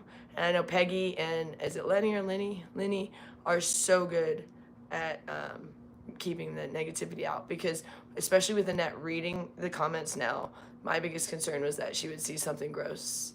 You know, someone would say something nasty. Because people say stuff to me, I don't care. Whatever. Can't really hurt my feelings. Because I honestly have I know that what I'm doing is right, even if you don't always agree with my methods. Like, I know that like everything I'm doing is coming from the heart. So I don't mind if people judge me. But if I thought that what I was doing was wrong, I would be upset with judgment. And that's why most people are unsure if what they're doing is right. So then they don't like when someone judges them. But if you feel pretty solid in your conviction, then it doesn't matter what other people say. So you guys can all hate me, and that's okay, as long as I know what I'm doing is right. But if I, like, the pancakes are one where I could say, yeah, I could have not thrown the pancakes, but like I said, it was proving a point, and it was Richard's birthday, and it was the point of it. Yeah, I could have not, but I don't know if I would say I would take back the situation, because for one thing, I mean, it's brought up a big topic of like the reason why I did that, and why I like, without that whole scenario, I don't think you guys would understand like the level of what goes on here. But then of like just like frustration. Not that we're throwing pancakes at Gloria every day. I'm just saying the frustration that goes on here, that we could get so upset that we're throwing pancakes at an 81-year-old lady, you know. But until you like literally walk in our shoes, it's kind of crazy around here, because even when I'm not around here, I'm always like, I'm gonna be so nice next time I go see Gloria. Like, I think that I'm like, I'm gonna walk out there, I'm gonna be so nice. And then you walk out there and she just says the nastiest stuff to you, or she just glares at you, or she just is super rude and snotty and snidey, and then you're just like, never mind. You like come back, and it's hard, because she's literally, it's like if someone like you know, the animals that like you go and then they snap at you every time. That's kind of how she is. So then it's sad, because then no one really wants to be around her. And then she sits there all by herself, and then we feel bad. We're literally like, we feel bad that she's just sitting there. But then she literally, like, as soon as you come around, it's like snap. But on camera, I was like, she's like the sweetest little thing. And we're like, we even laugh at what she says on camera. But once the camera's off, she doesn't even talk to us. It's like she's all like, hi everybody, and then the camera's off, she just sulks and goes and sits on the couch and turns off the lights and stuff. She used to turn off the lights when Annette's desk used to be out there, but we had to move Annette's desk because there was this big old deal with, it was irritating Gloria, because Annette would go out there every night and turn on the music like full blast, and turn on the lights and stuff. But Gloria would go and turn off the lights while Annette was like sitting at her desk, and I would be sitting in the dark and stuff, and I'm just like, whatever, this is just weird. And Annette, I think, was doing it just to piss off Gloria, to be honest. It was her way of kind of like expressing her anger, because Annette can't really vocalize it. So she would go and turn the music like as loud as she could at her computer while Gloria was sleeping like 2 feet away from her, trying to sleep. And she would do that all night long. So we took the computer and put it in the office so that it didn't disrupt Gloria all night long, because Gloria wasn't getting any sleep. Annette was doing it like all night. So now Annette pretty much just stays in her room and puts the TV on full blast, but that's closer to us than to Gloria. So Gloria's getting pretty good rest out there now, but it was pretty bad. She wasn't ever getting rest when Annette was turning her music. Like, she'd go into it like full blast, and then she'd leave it. And then Gloria didn't know how to turn it off or something. I'd see her, she'd try to turn it off in the middle of the night, but it'd be like full blast music. And then the lights are on and stuff, and Gloria's trying to sleep out there on the couch, on her. She has we asked her if she wanted a bigger bed and like get rid of the couch or like make more room in there. She said she didn't, so she just has like a twin size bed that we bought her next to the couch, which the couch is more comfortable. That couch is the best. I would sleep on that couch if I could. If it wasn't for the fact that Gloria's out there, I would sleep on the couch because there's still bed bugs in here, but that would drive me insane. I'm sleeping next to Gloria now at this point. Oh my god. We used to all sleep out there, but now, but it's a really comfortable couch, and the bed bugs don't bother that couch that much because it's leather. I don't know if they are more in the cottons and stuff, but anyway, so we got her that little bed, and then we're like, do you want a bigger bed? Do you want us to, we always ask her if she doesn't ever want anything, but then she wants gambling and dancing and going to the casino, but like anything else she doesn't want. So it's kind of like a drug addict that like all they want is their drug, like, but nothing else motivates them. So it's like if someone was addicted to heroin, it'd be hard to get them to want to go swimming or something, you know what I mean? It's kind of like how Gloria is. It's like, if it's not gambling, then she don't want to do anything. Besides she'll go to the gym, but that was even a new thing. We kind of had to get her to start doing that even, and we got her the ability to, like I said, hadn't paid her dues, so she couldn't go, so they cut her off from her membership there if you don't pay your HOA dues. And so we got her caught up on that. It was like $7,000. We paid that for her, and then she was able to go back to the club. But she didn't. We had to kind of like say, oh, you should go try some classes and stuff, because she was doing nothing. So now she goes every morning pretty much to that, and I think she has a good time there. But other than that, she won't do anything. We would be like, Gloria, do you want to use the car? We'll either drive you somewhere. Even when we had the other car, she was able to drive it. This one she doesn't want to drive. It's too big for her. We'd let her. She didn't want to. But the other car, she just chose never to drive, because if it wasn't going to a casino, she didn't want it. We're like, do you want to go shopping? Because we'll give her money. It just can't be cash. That's our only thing. It can be on a card, but you just can't have cash, because the cash will get back to Annette. And she hasn't figured out that Cash App, you can get cash back. Is the only reason why we don't put it in her regular bank account, because that one she knows she can get cash back. So we say you can have it on a Cash App card, because she hasn't figured out, and she's actually too scared. If it's something she doesn't know, even though it says you want cash back, she'd be too scared. She thinks she's gonna do something wrong. So unless she knows the system, she won't. So that we figured out, okay, we can do Cash App and she can go buy things, but just not get the cash back to Annette, and she didn't want to do that. So then we were like, okay, so you only really want money to gamble. Because like she was like, I want money, and then bitching about money, and we're like, okay, we'll give you money. We go on a card. Oh, and she even one time Richard was like, oh, Mommy, you want to go shopping, we'll give you some money. And she's like, oh, yeah. And then we said, okay, we'll put it on your Cash App card. And she's like, never mind. And it's like, how is it any different? I don't understand. I mean, the casino would be the only place where you need the cash, but if you're at a grocery store or a clothing store, what difference would it be if you used a card or a cash? So we just didn't understand that, and we're like, what, were you just gonna sneak to the casino when we were sending you? I mean, she probably was. That's probably what it was, and that's what it was. We used to think she would be shopping for like 3 hours at Smith's, and we realized she was actually just gambling always. When we first got here, because she'd be like, I'm gonna go to Smith's, and she'd be there for like 3 hours and come home with a couple items. We're like, I mean, she does move at snail pace, so we thought, okay.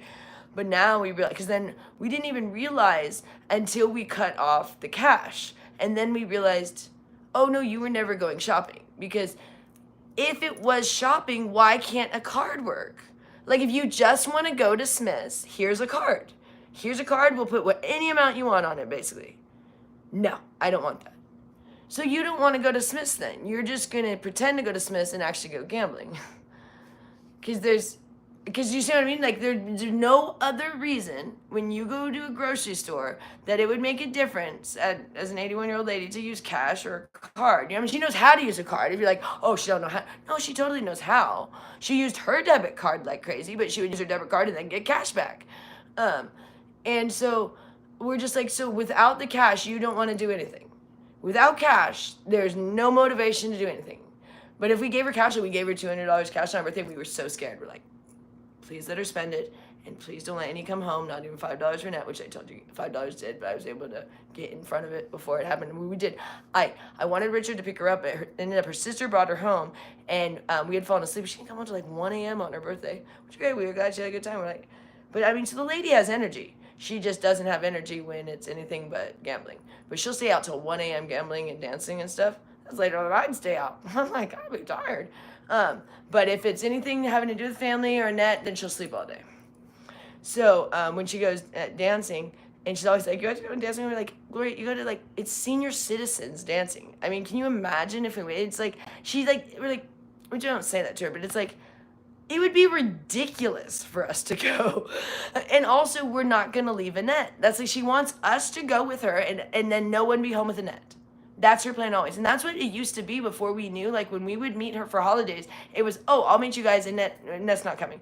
And Annette would never be here. She would send Annette away when we would come to visit at the house. And so, and we didn't realize what a big deal that was, that Annette was always alone. Because we just kind of thought Annette wanted to be alone. But no, Annette doesn't like being alone at all. She doesn't like it. She doesn't like you to be in her space, but she definitely doesn't want to be home alone. She doesn't like that at all. And Gloria said she did. Because Gloria thinks that, like, if she doesn't want you in her room, that she doesn't want you home. It makes her very nervous when no one's home, because she knows that if something serious happens, she doesn't know what to do, because she's very limited on what she can do. She doesn't even have, we don't even have a home phone here anymore, because Gloria stopped paying the bill, so we all just have cell phones. But Annette can't have a cell phone. We're going to try and get her one, but she kept losing it. So it was like pointless. I mean, she'd lose it within like a day. So we're going to try again. But so if when we're not here, she wouldn't even have the ability to call the police, because there's no phone. We only have cell phones. So like, Annette knows that when no one's home, it can be very dangerous for her. And Annette and Gloria left her here for 2 years by herself, So we got her the air tag, was the closest thing we get to keep track of her, because I'm like, there's no way to keep a phone on her unless it can be stuck to her, because it can't stay in her bag, because she doesn't always take her bag. And it can't be on any clothes, because she changes her clothes 24/7. So it's like, the only thing like that we got her, the air tag is on her wrist. It's a watch air tag thing. It's like you put it in a watch band. I wish they had that for a phone. If we could glue tape an iPhone to her or something, and keep it charged. Honestly, I wanted to get her an Apple Watch, but the problem with that is it doesn't stay at charge. So that wouldn't be helpful. Those don't stay at charge like enough at all. And she's gone all day long. So anytime that it'd be charged, we wouldn't be able to track her. So it's like, there's really like, the best thing was the air tag, but I'm like, I wish there was a way like we could get the necklace, like a necklace phone thing or something. I don't know. They're saying about those free government phones, but I don't know if you can. But the thing is, those are you can't track those out. And then you can't track them. We want an iPhone that we can add to our Find My. Like, we want an old one, like the oldest iPhone that still makes phone calls. I don't know if that's a 6 or a 7 or what number that is, because I know some of them are obsolete now. I know, like, I don't think you use iPhone 4s anymore. I'm not sure about iPhone 5s. But we want the oldest one that just can make a phone call. She's not going to be going online or nothing, But to where we could call her, she could call if she needed us, and she could call 911 if she needed. You know what I mean? And that's what we've had in the past for her. But she loses it so often. But I think it's about time that we could probably try again, because she's doing so well. When she is not under medicine, forget about it. I mean, she's so erratic that there'd be no. But now she's getting, every day she's getting better. Today, I cannot believe she went to Target with me. I was blown away. I have never gone clothes shopping with her. We've sent her and Gloria, and I go clothes shopping for them. But I've never gone with her. She's never wanted to go with me. She's only ever wanted to go with Gloria, and that was a while ago. It's been a long time since she wanted to do that. So what I do is buy clothes for them. So this was the first time we went, and she's so funny because I'm a fast shopper, and we were actually we had, she wanted to come back into her blog, but so am I. But I was trying to pick at stuff as quick as I could because she's just so funny. She's just like she wants things like go. But Target was really difficult today. At least that Target that we went to she just wanted a nice pair of jeans, and they were just ridiculous, the jeans, and she wants long shorts, and they were all short shorts, and that's not gonna happen. And I would not wear short shorts. Cold day in hell. Annette is a tomboy.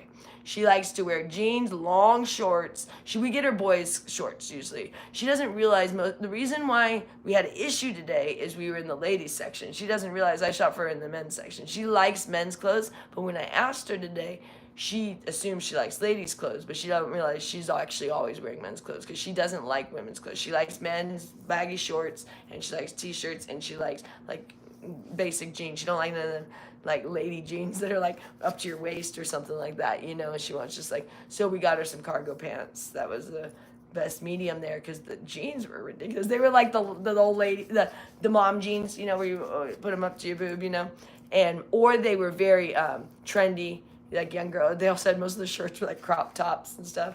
Yeah, it's not gonna work because Annette only wears t-shirts and sweatshirts. That's it, and like hoodies and stuff. But she will never ever pretty much wear like anything that's sexy of any sort. I mean, I can't even imagine. So it's funny when I'm shopping, the ladies stuff is often sexy, and so that's why we get her the men's stuff. But she said she wanted the ladies section, but it was hard. We were like, we were going in circles. I'm like, is there another area? I mean, then none of this would work for Annette. It was really bad. And so I'm circling. She's just following me. We're circling around, and I was like, we would have done so much better in the men's section, but I guess she didn't I didn't know she didn't realize she was always wearing, because Gloria's always bought her men's stuff too, and I thought Annette knew that she was wearing men's clothing, but because she'll wear Richard shirts too, like she'll grab Richard shirts, she likes that, so I thought she knew that, but today she wanted to go to the ladies section, but I think she's happy with what she got. So and it was funny because I told Richard she picked everything out, and I forgot that about the NYC shirt, and then I went into the bath. I was about to go to the bath, and then I said, have her pick an outfit to wear for her blog, and then she has the NYC shirt, and I was like, oh yeah, I forgot. I had input on that one.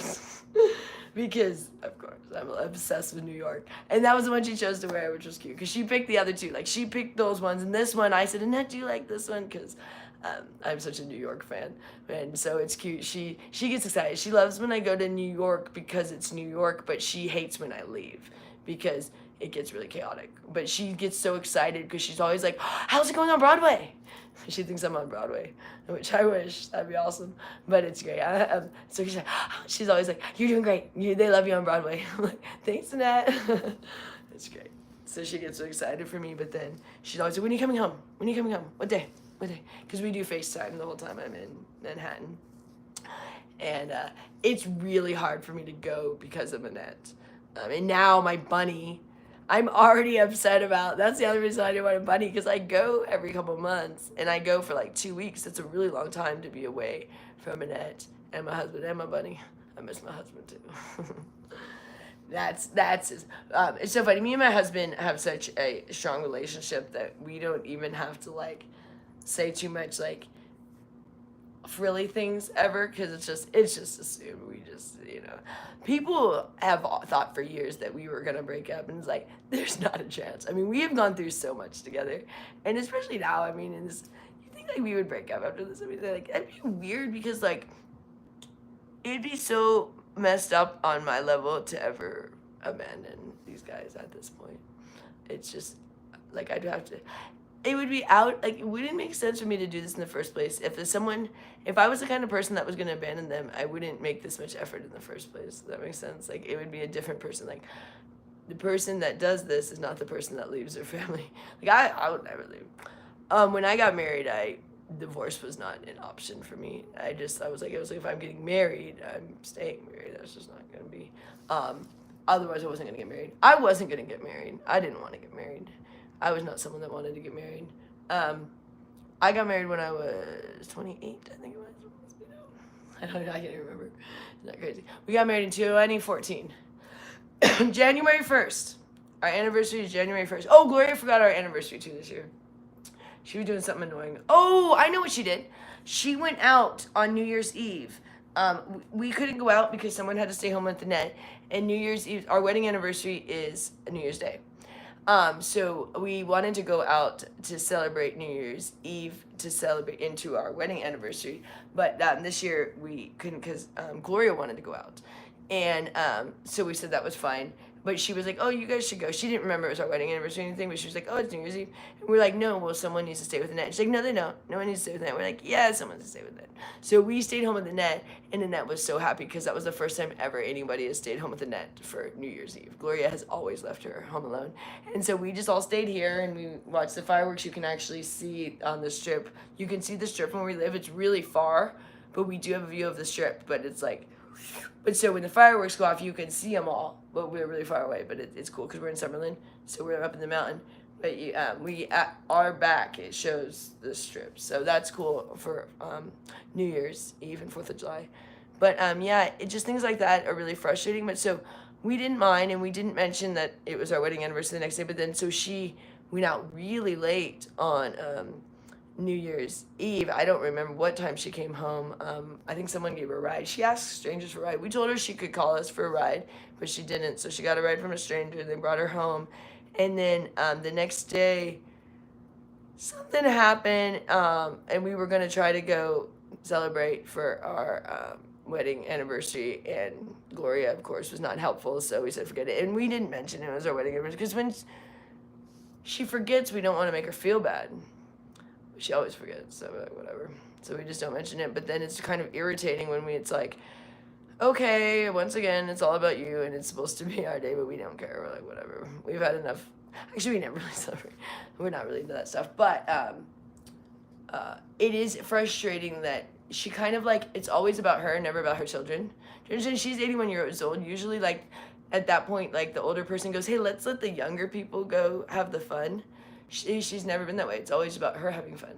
Even like that. It's like, she went out for New Year's Eve. None of us younger people did. She went out for her birthday. We didn't. She forgot our birthdays, you know. It's just like, oh my God, okay. Bunny wants in that door that Richard says I can't open.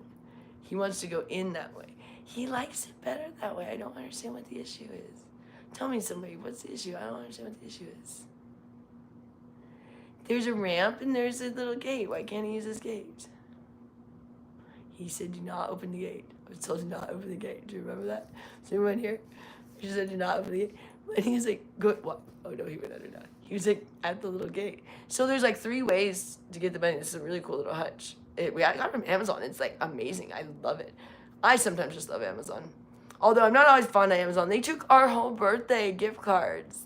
So my family, I haven't talked to in years, but we tried to connect with them for a minute about a year, maybe 2 years ago. It must have been now, because it wasn't last year, it was the year before. And it was right around our birthdays. It wasn't when we were contacting them to get a birthday present. It just happened to be that time of year. And so they did give us, both my sister gave us a $100 gift card, and my dad gave us a $100 gift card, and then they gave one to Richard. So we had $300 in Amazon gift cards for my family. And we had to create a new Amazon account because we didn't have one. And since we created a new one, they thought we were fraud because like we're creating a new account and then we're putting these gift cards into our account. So they flagged it and they took our gift cards and they would not ever give. Richard called them for about... He wouldn't give up. It was about a good 3 months. He kept calling Amazon about this. And we even got my family to give the receipts and their bank statements of like showing, because someone they bought online. And then my sister, I think, went in the store and bought a card and all this stuff to show the proof these were valid cards and all this stuff. And they took our cards. They never gave us it back. They said, we can't verify that these are not fake, because people put fake cards. But we're like, these are real gift cards. And there was nothing we could do. So we lost our birthday gift. And that was the only thing that we've ever gotten from my family in the last 12 years. And Amazon took it from us. Well. And I think they think we're lying.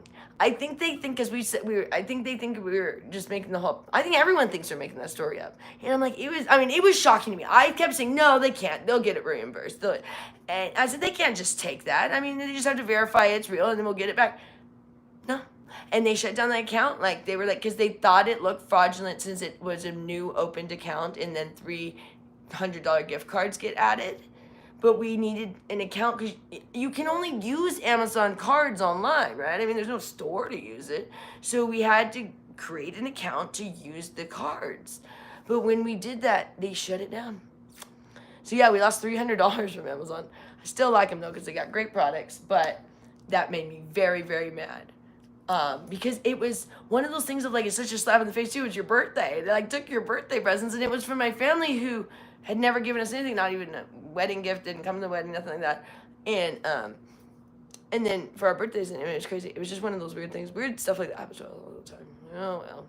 But I'm still mad. Amazon, where's my $300 for my birthday 2 years ago?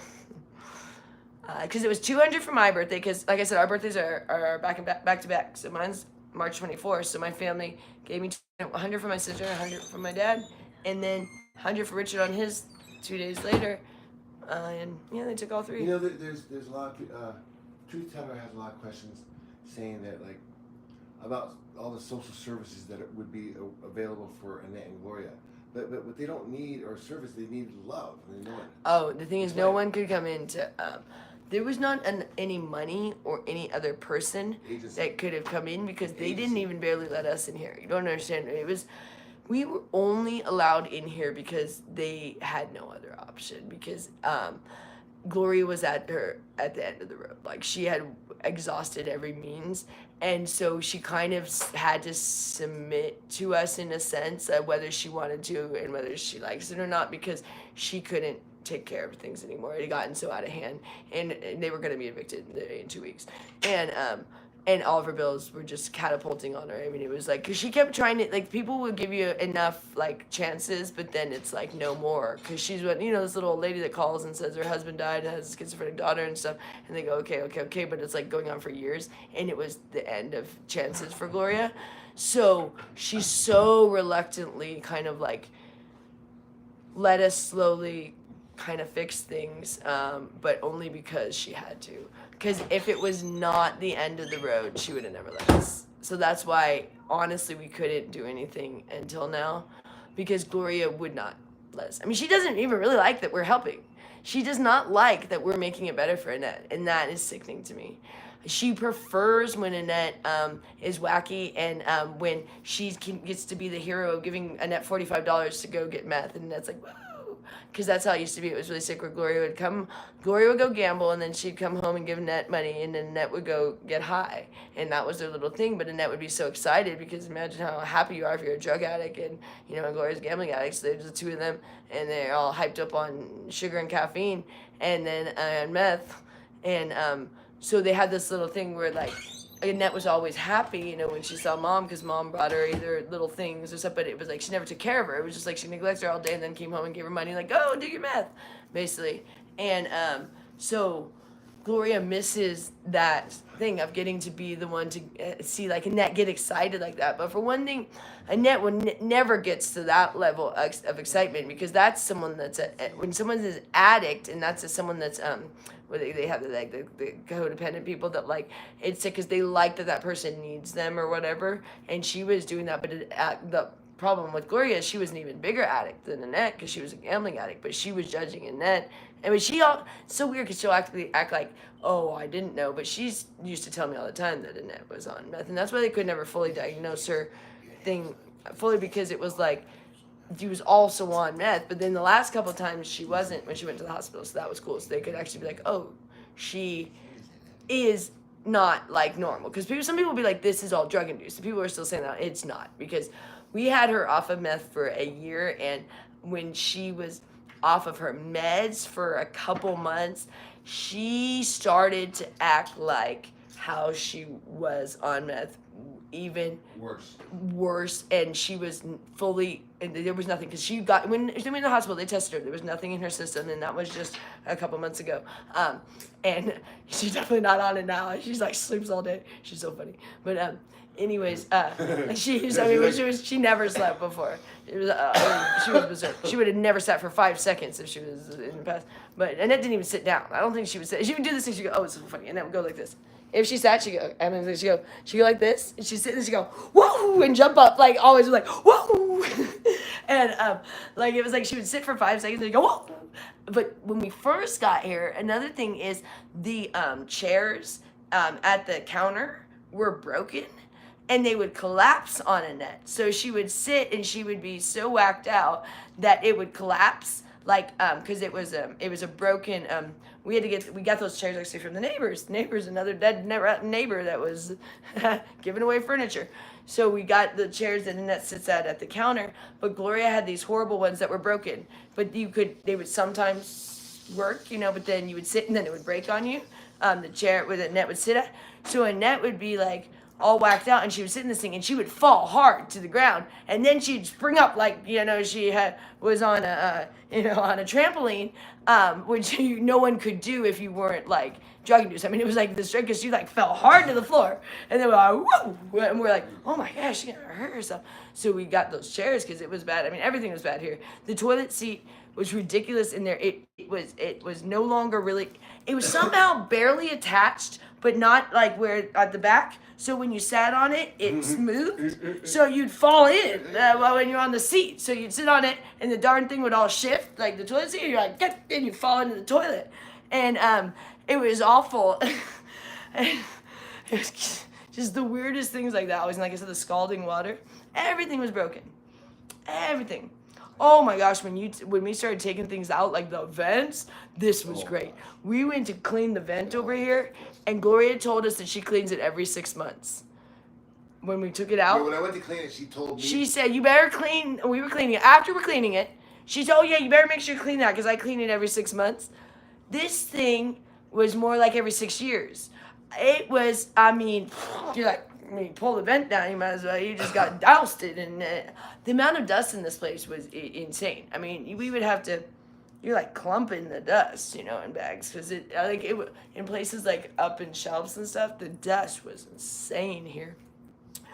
Because all the vents were, yeah, and all the lights had pretty much been out everywhere. Like Richard got obsessed when we first got here, just getting light bulbs. It was like we need light bulbs everywhere. Because everything was pretty much on the last little thing of a light bulb, if there was any. Oh, forget about the smoke detector. Yeah, and every smoke detector was beeping. And some of them are really hard to get to, so in Gloria's defense, like, that one in our room is super hard to get to. I had to get to, but they were beeping always, all of them. Every single one was beeping. I think there's one that still beeps, someone said. I don't even go out there enough to even realize it. When I go out there, I usually have my headphones on, so I don't have to listen to novellas in the background. I saw them the other day about the one when the lady died in the car accident, and the next day Gloria forgot she even died. And we're like, didn't she die yesterday? What are you talking about? I mean, it was like this tragic, elaborate thing where Gloria like, and then the next day she forgot. And you guys are like, well, the lady like clearly has amnesia or Alzheimer's or whatever, and you're like, no, I wish it was that easy. It's like it's super selective. Because then other things she like remembers everything, and this is how she's been always. So what it is she remembers the things she wants to pay attention to. She doesn't pay attention. So like, she doesn't remember something if she didn't pay attention. So it's not that like so most things that have to do with us and Annette, she doesn't pay attention because she doesn't care. So it's not that she forgot. It's that she never cared to listen. Does that make sense? So that's why it's frustrating, because if it's something for her, oh man, it's funny when like we go, oh, I hope she'll forget, and then no. Like it's like if she wants to go dancing or something, she don't forget. It's like, oh, the other thing, once she decides she wants to go dancing or anything like that, all day she gets ready. The entire day Gloria starts getting ready. Like getting herself ready. And I don't even know what it is that she does that takes all day, because she doesn't really shower, but she starts, I don't know, she often paints her nails, she puts rollers in her hair, she tries to find outfits, tries on different things, but I mean everything is at this snail pace, and she does her makeup and stuff. I don't know, but it becomes an all-day thing of her deciding. So then that day, if she's going out, she won't do anything. She doesn't cook or clean or do anything. She just gets ready all day. And I'm like, oh, I mean, if I saw like the elaborate thing, I mean, she looks kind of cute when she goes out, but it's still like, you're like, how did that take all day? I don't know. Her pacing is so strange, and I really don't mean to bitch about it all the time. I really don't. I don't mean to get on here all the time, but I'm just trying to let you guys understand what Annette went through, and no one understood.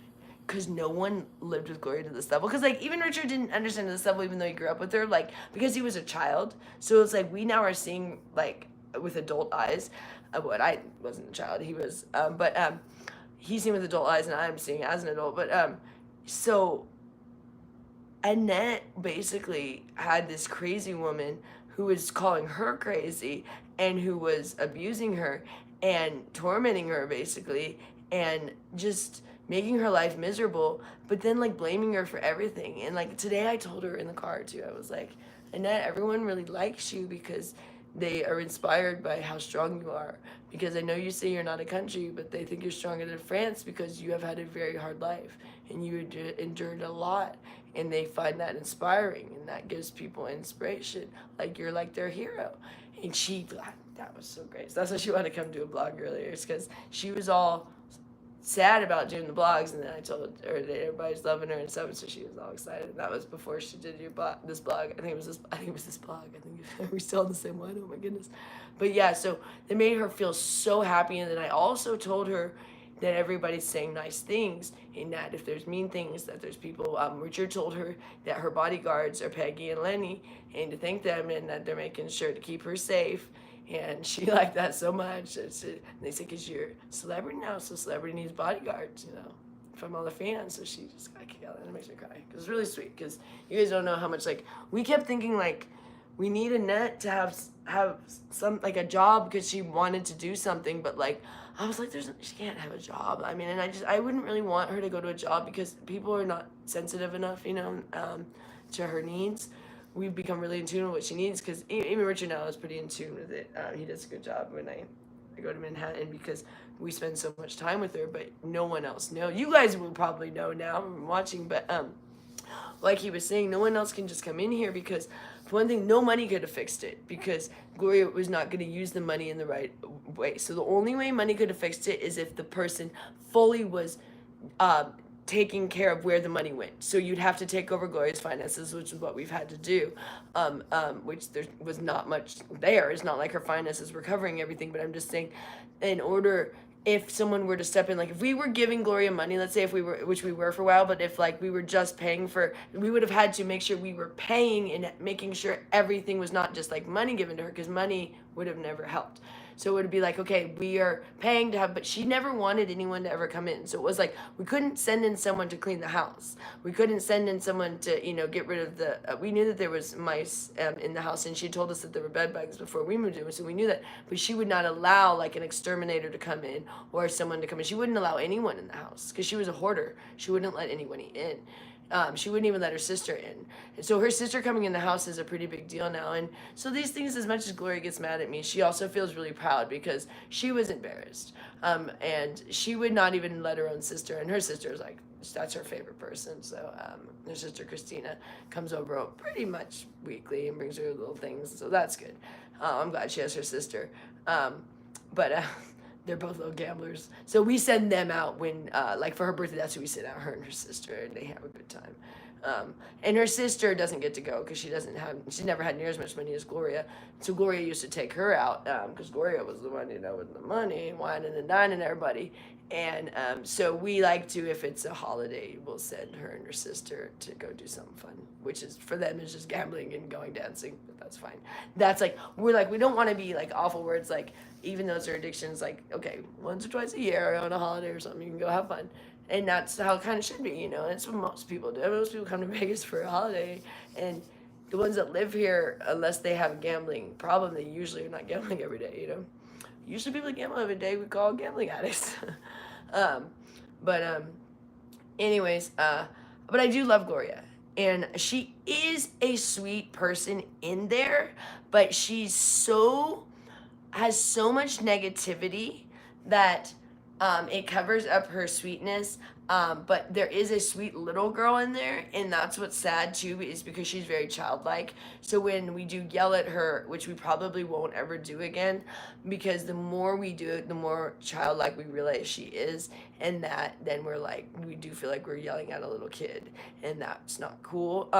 And so that's why I do kind of feel bad. But honestly, the last time I yelled at her, wasn't even aware to that level. It's like each day I kind of get more awareness, and the more I talk about it to you guys, and like more, because often we were just kind of trying to shut out. So like now that I talk about it, so I don't think I'll ever yell at Gloria again, because it really, well, for one thing, it doesn't really achieve anything. She doesn't ever learn. She just is like, gets a little upset, and then she's over it the next day, and then we're back to the same annoying thing that we were yelling at her about in the first place. So it literally accomplishes nothing, except for it makes me feel bad usually. Like, I did feel awful after yelling at her that day. Like, I was shaking all day after that. I mean, it did upset me that day with the pancakes. I mean, that's why Richard posted it, because it was an insane day. Like, I was very worked up about that. But it was Richard's birthday, and it had just been my birthday, and I get emotional on my birthdays because of my mom anyway, because my mom's suicide, and then I don't talk to my family, so it's hard. But my mom used to make a huge deal about birthdays, so birthdays for me are like, I'm a very emotional time, and I don't like birthdays. Now also my dad left like right around my birthday when I was 6, so I've always not liked birthdays.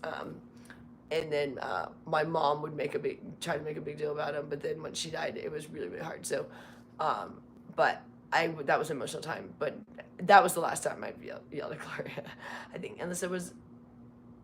Oh, the one time, I yelled at her was about that macaroni and cheese. And all the times I've yelled at her are on here.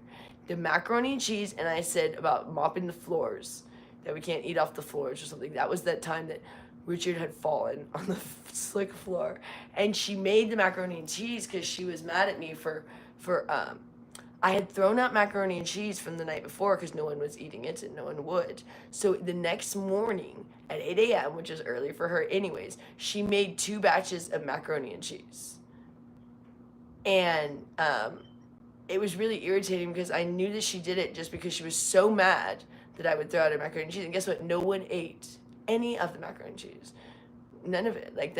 Annette didn't even eat any of the 2 batches of macaroni and cheese. For one thing, who wants to eat macaroni and cheese at 8 in the morning?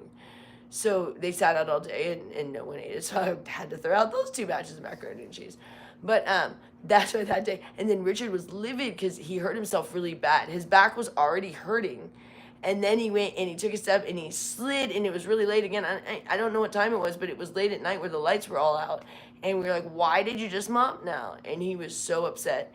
And something else, it always is something that happens with Annette, though, that like where she does something to upset Annette, and then I tack on the other things. Like, I'm already like pissed off about the Annette thing, that I'm like, and stop making macaroni and cheese and stop mopping the floor at night, And that was the pancake thing, was like, it was a series of tack-ons there, of like things. And then, so it'll sound like I'm just like berating her, but it's really, I never yell at her. And then in that moment, I go like list off my complaints. Don't do that, don't do that, don't do that, Maybe they'd like to hear a little about your family and your background so they kind of understand you a little better. Oh. But Lenny was suggesting I thought no one wanted to hear mine, so. No, that's what they're actually asking right now. Oh, good. Well, if that's what you want to hear about, well, that's super easy for me. Can I have a water, please? No, yeah, I thought no one wanted to hear about me, so I was talking about Gloria. I thought everyone wanted to hear about Gloria. I don't know. No, I grew up in Placerville, California. Has anyone ever been to Placerville, California? I love Placerville, but they help Gloria. Okay, I'll start reading this. Oh, thank you. That's so sweet. Placerville is in between Sacramento and Lake Tahoe, and my mother was from Long Island, and her family moved to California in like 1979, I think, and then they never went back to New York while my mom was alive. So it was really sad when I went to New York for the first time, because my mom wanted to take me my whole life, or her whole life, my whole life of her with her, And it's so hard when I go. Like it's hard and good. But when I go, it's like I seriously sometimes will have these like huge emotional things where because I'm in the city that like my mom is insane about New York. I'm gonna get emotional over time.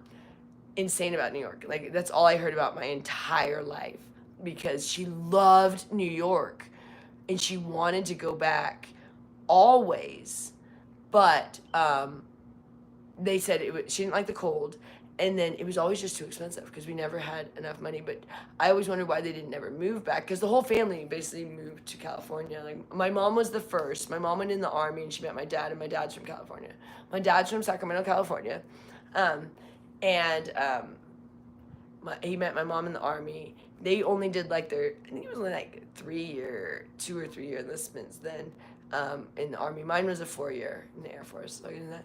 But they met and they got married when they were 19, and then they moved to. So I think they went one time to New York, and then I remember most of the last time she was in New York was she was 18, and then they moved to California, and so she never went back, and I didn't go till 2021. And when I go, I remember I go sometimes, and I'll be like walking, and all of a sudden I like get overtaken with emotion, and I have to like get down in the middle of New York City, and I crouch down like this, and I just like I have like this where I'm just like sobbing, like no one can hear me because it's like my emotions with my mom is such an insane thing that it's like I usually can't even breathe. Like I just start like I'm like gasping for air, so like no one can hear or know what's going on. It just looks like someone's crouching down, like I don't know, praying or something. But it's like I'm overtaken with emotion that I can't even like breathe or walk or anything. And I sometimes I'll be down there for like the longest time. And like oh gosh, when I get on the subway, I start crying all the time, and it's like embarrassing. But I like put my sunglasses on because I'm like they're like. So this girl, I mean, I have a heart, I'm like where you're just like losing it crying on the subway.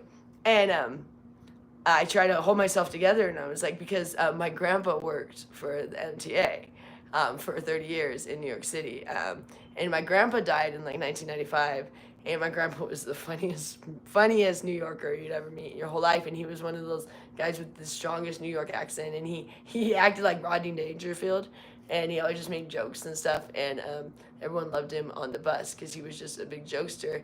And he died when I was like 10, and that was really hard, and that was really hard for my mom. And I have no grandparents except for that one. It's weird. Like I realized the other day, like everyone in my mom's family is dead. Like, or she has siblings, but both her parents are dead. All of her grandparents are dead, both her parents, and then my mom's dead. And so like that whole line is dead. And then on my dad's side, his mom's dead. His dad's still alive. The worst one is left, right? Anyways, that's always how he goes. Only the good die young, right? But when I go on the subway, I just lose it because I just think of my grandpa. But it's in such a good way too, because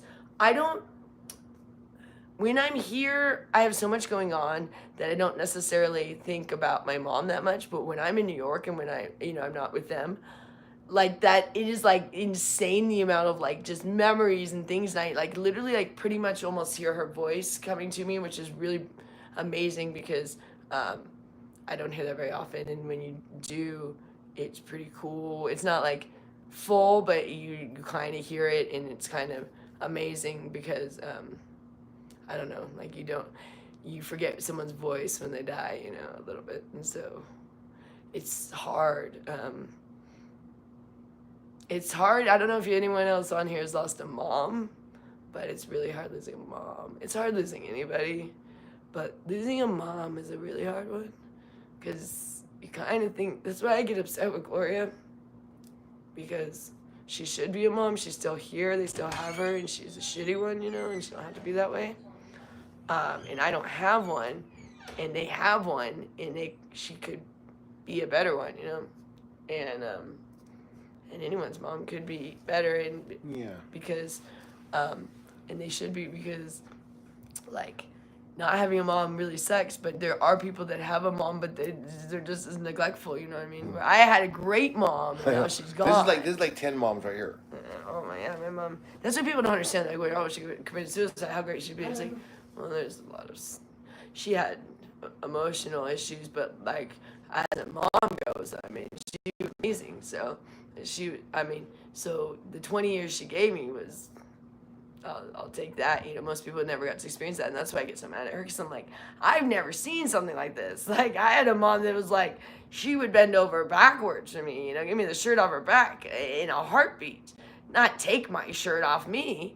And it's so weird.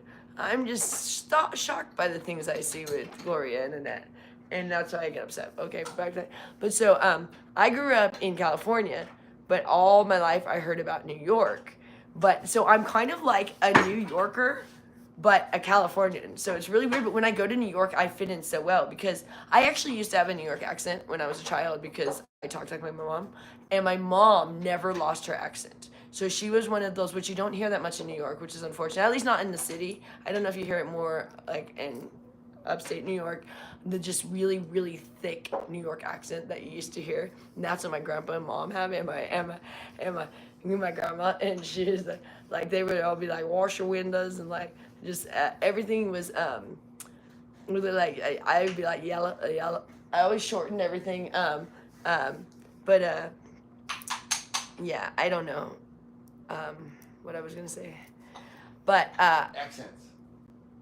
no one in New York talks like that anymore. When I hear them, oh my god, I love it. So I totally connect with the people that do. So when I was there last time, I went into this one store, and it was just one of those old school New Yorker guys, and like I totally gave like great tip, and we were having great conversation and stuff. And that's like, no one's like that anymore, you know. People are so like quick, and no one talks and stuff, and so I'm so old school. And that's why I'm kind of like, people think I'm older than I am, but then they're like, oh, you don't like. They're not saying I look older often. They're like, oh, you look younger. If they're not probably being nice, I don't know, whatever. But they say my mentality is older. That's because I was really, really close with my mom, like insanely close with my mom. So I'm basically like someone that was born like in 1959 from New York, like Long Island. Because like, I mean, my mom imposed so much on me. Like, we were best buddies. Like, it was just me and my mom, like my whole life pretty much. I have a sister and I have a dad, but it was like, they didn't really barely exist. It was just me and my mom. And I also have stepbrothers.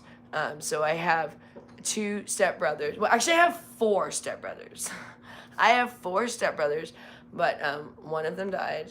And that was Justin. And Justin was awesome. Justin was a musician, and he played guitar and piano. And that's why me and Richard first really, really connected, because he reminded me a lot of my brother. And Justin died in 2008, 3 years after my mom, which is not his mom, but he knew my mom. So like, my stepmom is someone that we knew since I was like 4 years old, and her and my dad got together when I was like 6 years old. So they've been in our family forever. So like, my mom, even like, my mom actually was a youth pastor. And my stepbrother would go to my mom's youth group, even though my mom and stepmom hated each other. But all of us kids all like commingled and stuff. And I have an autistic stepbrother. So Justin is the one that passed away, and I'll get into the story about that. And then Sean is the one who's autistic. And Sean is a year older than me, and Justin is 2 years older than me. I was the youngest always of all of them. So I have one real sister. I only have one real sister, like full blood sister, that came from my parents, is one. And her name's Sarah. She's 2.5 years older than me. And then I have 4 stepbrothers, and now I have Annette as my sister-in-law. Sean is autistic and mentally retarded, and he has this other syndrome that I always forget the name of, but it causes him to not be able to talk. So it's not that he's mute, it's that the words he says you can't understand. So he can say things like yes and no, but if it's anything complicated, so when he says joy, he says koye. So for years he's called me koye. And me and Sean are so close, but I have not been able to see Sean in 12 years, which really upsets me, because I used to actually take care of Sean. And I was one of his caretakers, but they wouldn't actually pay me by the state that we were living in to care for Sean, because I had gotten a DUI, but I had done deferment. I got a DUI after my brother died and after my mom died. and then I went to alcohol treatment. But they would not let me take care of my brother and be paid because I had a DUI, even though I'd done deferment, so it wasn't even supposed to be on my record anymore. But they said no, and it was my own brother. I mean, stepbrother, but still. But so they had to hire someone else to do it. But so I had always said my whole life that I would take care of him. That like once the parents said that I would make sure to take care of him, but then they wouldn't let me. So they were like, so now I don't feel ugly. But now it's like I'm here for Annette. But so I always kind of thought that this would be some sort of life that I would live because I thought it was going to be me and Sean. Because Sean loves me and he doesn't like very many people. He really does not like my dad. My dad is an asshole, like by any means.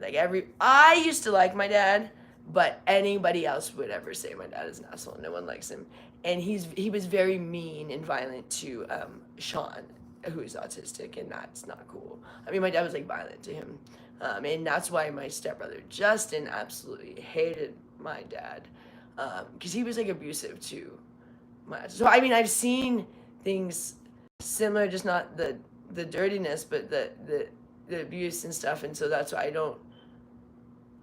don't like it. And I stepped in on Sean's behalf too, back then. And my mom also received abuse from my stepdad. He used to, he never hit her with his hand, but he used to throw things at her all the time. She'd have to dodge things like hot irons and lamps and things. He would throw anything. He was just drunk, and anything that was breakable would be broken. So I've had experience and things like that, but my family also was very loving of each other. So I've never seen this where everyone's so greedy and kind of like all for themselves. We were such a community with my family. It's strange, but then also my family kicked me out, so I don't know. So there's so there's a little this, a little that, but anyways, I have this oh my gosh, do you guys want to hear a crazy story? I'm massaging my knee, and it actually reminded me of a story of my family.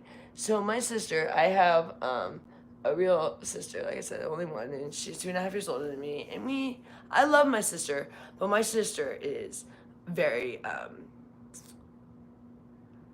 self-centered, I guess is a good word for it, and she's a little bit delusional, like in the sense, like she kind of is, I don't know, I don't want to say it's schizophrenia, but there's something wrong with her where she kind of lives in an alternate reality than most people live.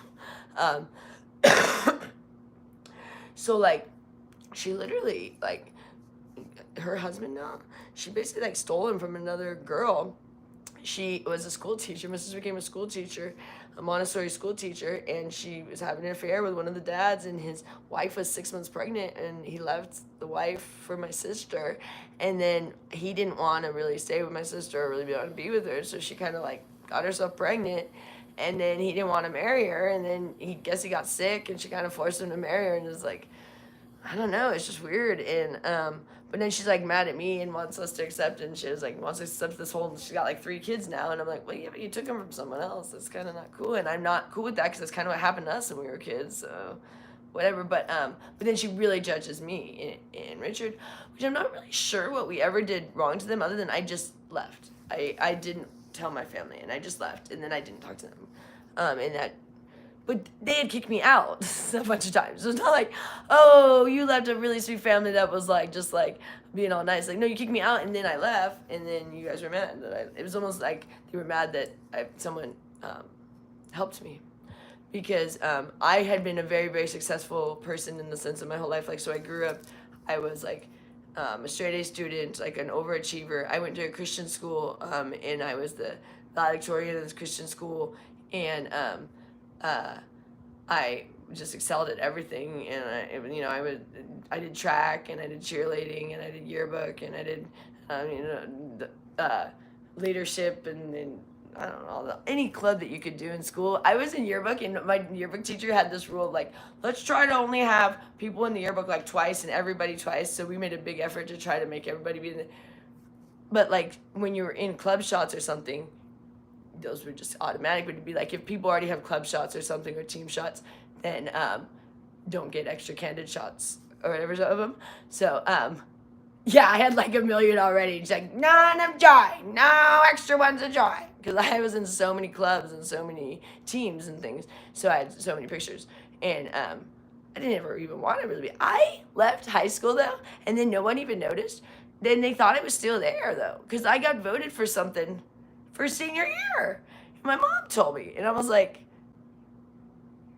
I wasn't very popular. But I was kind of known, but I wasn't known enough to, obviously no one knew I wasn't there, but somehow I got voted for. So I was like, so no one noticed I wasn't there for a year, but I got voted on one of the awards or something for, vote for in the yearbook or whatever. I don't even know what it was. Probably most likely to be president or something stupid like that, what I would have got back then. Because I had a 4.0 GPA, and then I also was, so quickly that I was able to graduate as a junior. And so I only did 3 years of high school and graduated. And then I had gone to college and had scholarships and stuff, but I decided to go in the Air Force because 9/11 had happened, and my mom was very upset about 9/11. And I had actually moved in with my dad and stepmom because of an eating disorder. Because I developed eating disorder really young because mom had eating disorders. Oh my gosh, big time. And so she pretty much imposed that on me right away, right away.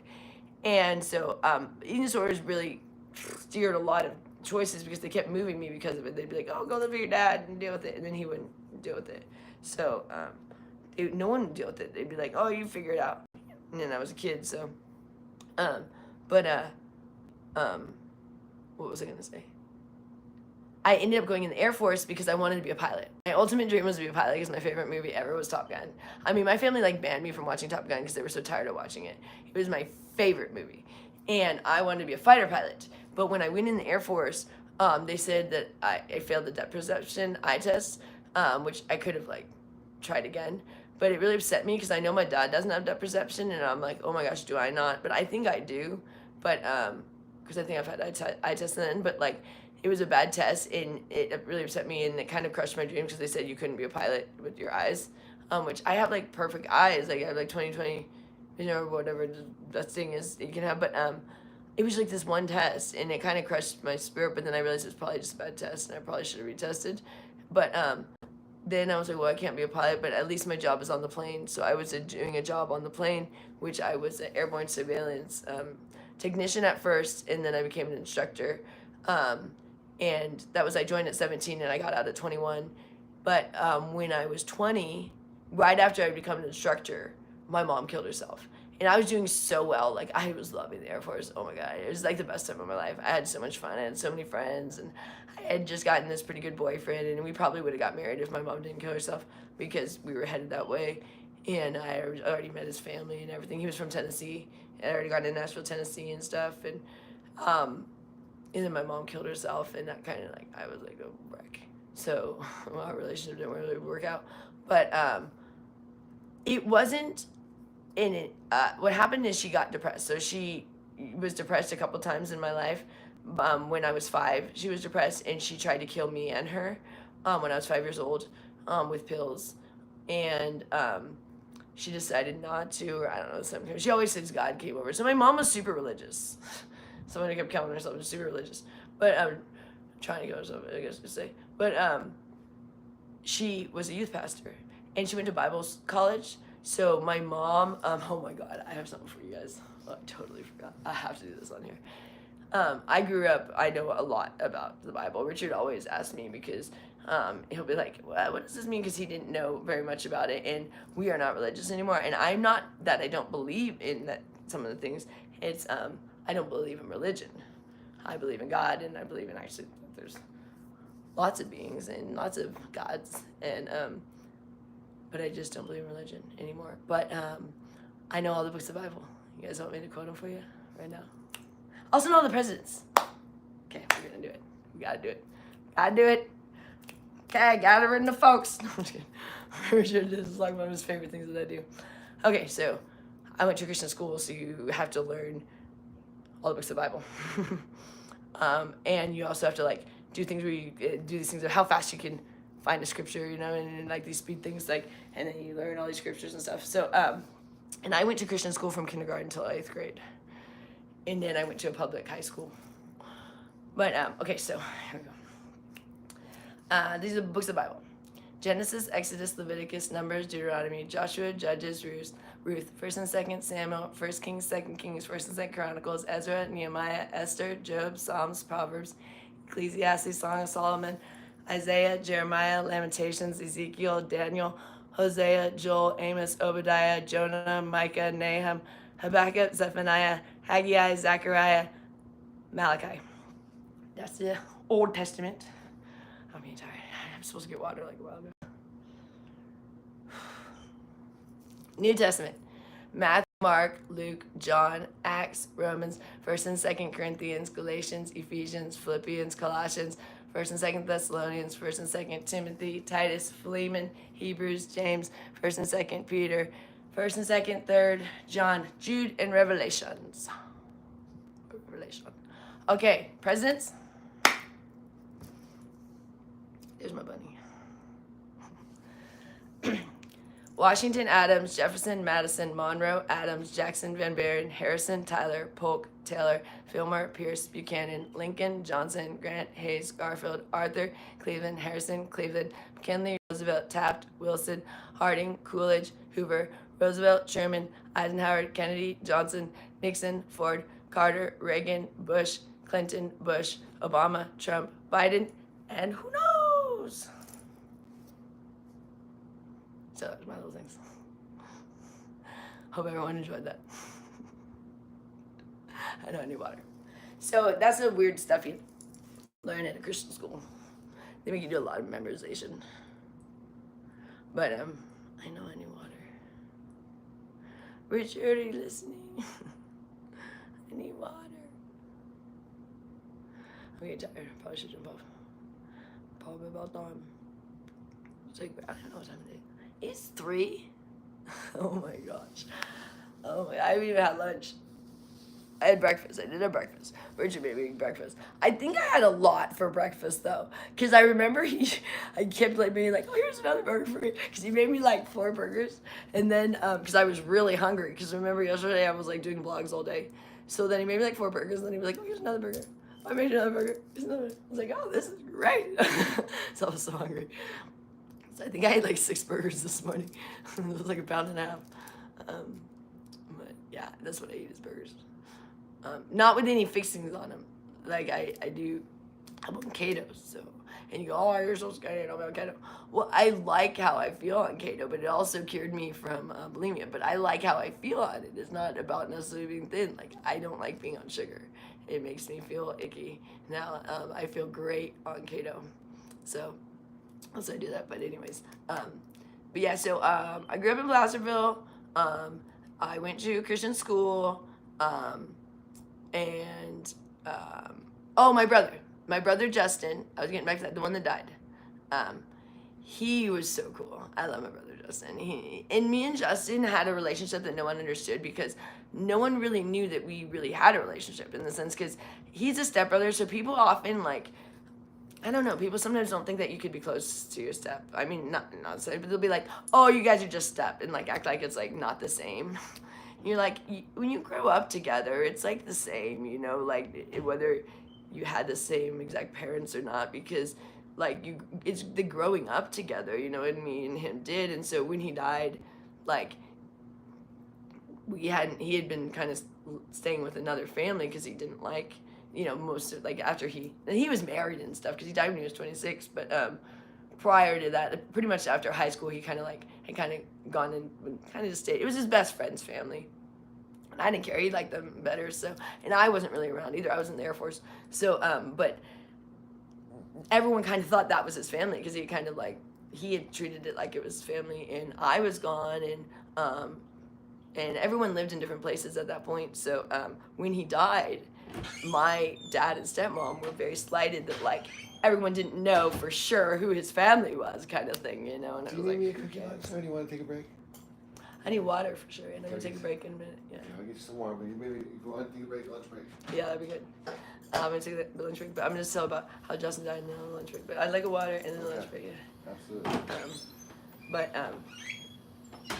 So yeah, so he kind of had jumped into that other family quite a bit.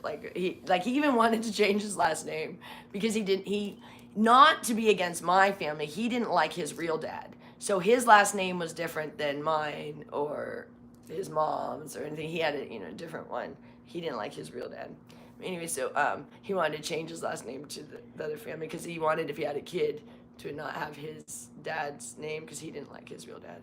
But anyways, he died in a fluke motorcycle accident because the helmet is what killed him. He laid down his bike and it came around a corner and his bike laid down, his friends were behind him, and would have been just a really light accident, but the way that he hit the ground, his helmet snapped his neck and he instantly died, but it was the helmet that killed him, not the accident. So it was really sad because it was so unexpected. Where my mom's was a little bit more expected because she was really depressed right before she killed herself, and I knew that she'd literally written a suicide letter, but I didn't think it would ever happen because she'd been suicidal before, But it still was not as shocking. I mean, it was shocking in the sense of my mother's dead shocking, but it was the way she died was not shocking. But with Justin, that was. What is that alarm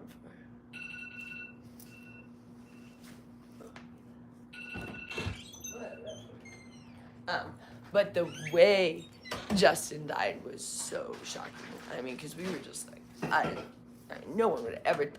I got both the phone call for my mom's death and my brother's death while I was driving a car.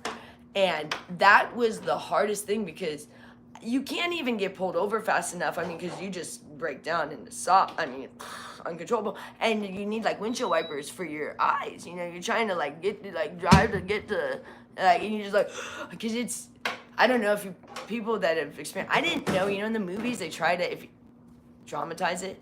You can't unless you actually experience it. So the only actors that are good at doing it is if they've lost someone to that level, because I've been in the movies, I'm that ain't even. When my mom died, I couldn't speak for 4 hours, and I couldn't breathe. It was this sobbing that it was where you're gasping. And my roommate, I was living with a male roommate from the Air Force. We had never been romantic. This was strictly roommates. And he was actually a black guy, and I was such a white girl, and he was such a black guy. And it was funny. We had our movies, and we had our thing that your thing around the TV, and his side was all his movies, and my side, it was so obvious. And we'd laugh about it because it was just really funny because we were very polar opposites, but we were both very clean, and that's why we became roommates. And I loved him. His name was Blake, great guy. But he lost his father. His father was a shrimp.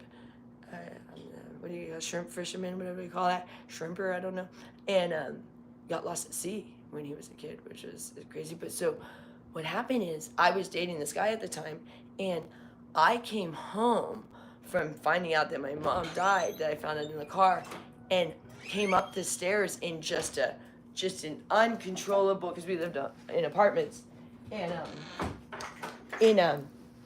such a thing that it was this emotional thing. And then I went into my room, and it was just this. I mean, it was just I couldn't breathe. It was and it was just this sobbing that just went on for 4 hours, and I couldn't explain what was going on. And he stood there, and he didn't know what was going on, and he just was just and he later told me he thought my boyfriend broke up with me.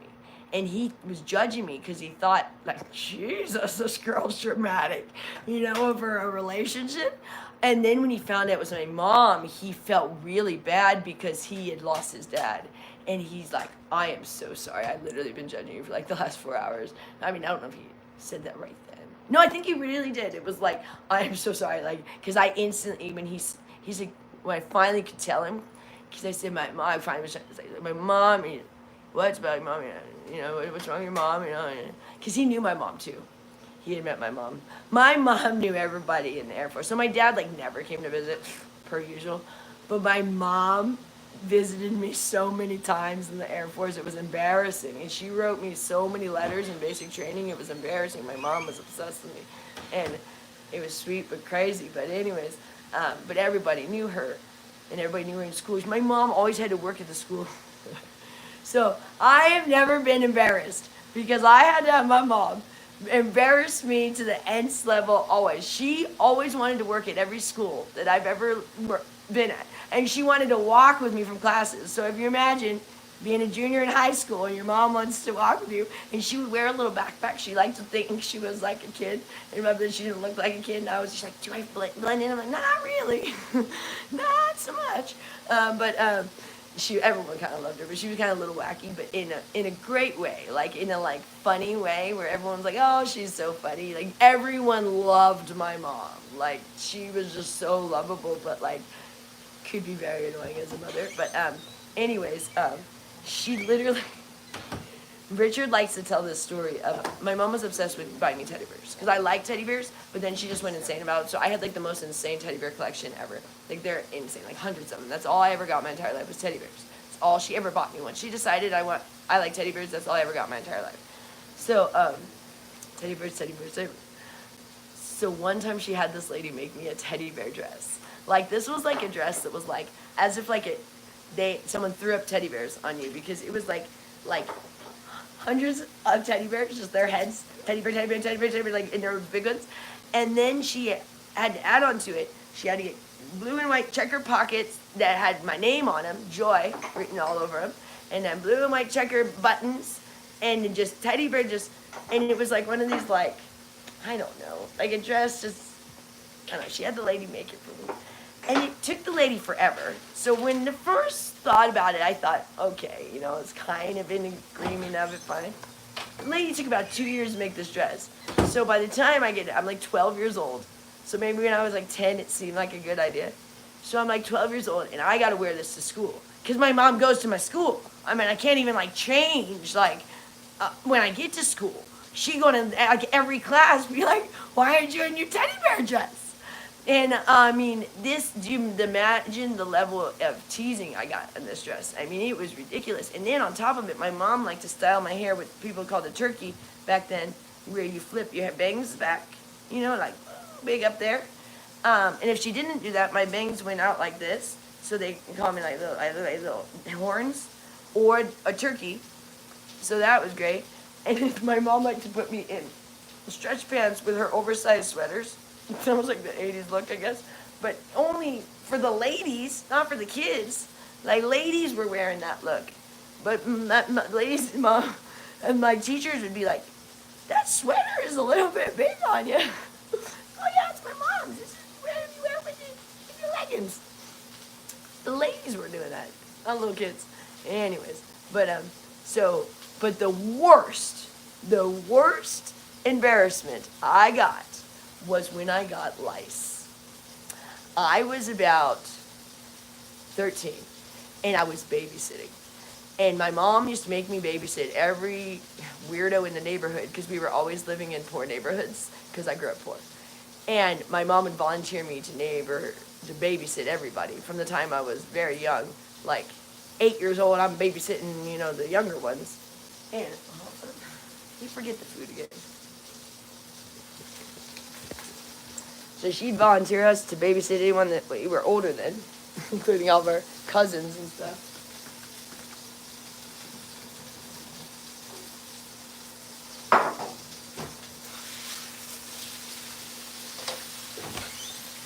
Oh, it was ready to flip.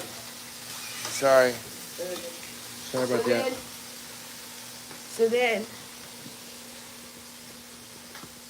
So she sends me to the neighbor next door. It's probably my last story, and then I'll jump off. Send me to the neighbor next door to go watch his little kids.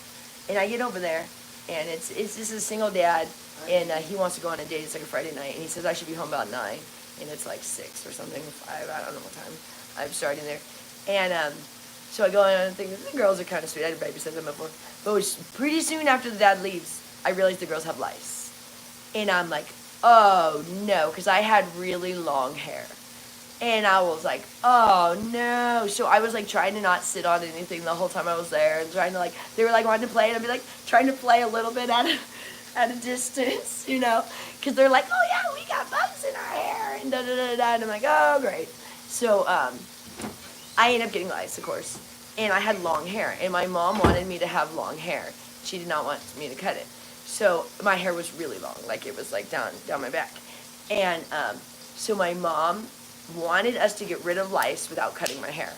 So we spent about 2 months trying to get rid of lice with like the rid thing, or I think it's called rid or something. And she would use that comb that you like pull the eggs out of your hair, and it hurts like heck. And I would spend out every day after school. She didn't even let the people at school, so I'm sure we were passing it around school because they wouldn't even let you go to school. So she didn't tell us. So I'm sure everybody at school got the lice too, right? But she'd be trying to get this out of my hair, and she didn't want to cut it, And this was going on forever, and it's just awful, and they're awful. And then she's trying to, I was going to say she read online, but I don't even think there was online then. It was somehow someone told her a way to kill the lice was Crisco. You put Crisco in your hair. Do you guys know what Crisco is? Like butter, like that butter stuff, like that really gross buttery, not butter stuff. She heard that if you cover your hair in Crisco, then it'll suffocate the lice and they'll die. So she covers my hair in Crisco, like a whole jar of Crisco, before I go to bed one night.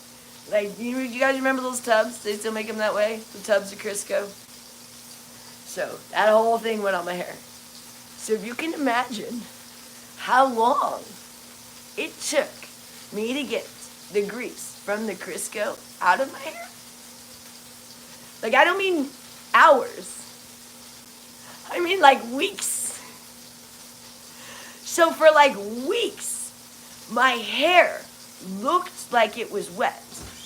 All the time, even though we showered me incessantly because she kept trying to get up. But so when I went to school, all day long my hair looked wet, but it wasn't. But it was like so oily that no one would have that oily a hair. So it wasn't like you didn't shower, but it was like, and that alone wasn't embarrassing enough. Is people started to say that I smelled like butter. And I was like mortified. So for like weeks, I got to go around and be mortified because I looked like I never showered and I smelled like butter. And it didn't kill the bed bugs, I was gonna say. See, it didn't kill the lice. It didn't. So guess what we did? After all this, like 2 months of this and this thing for 2 weeks, she says, forget it. We're gonna have to cut the hair.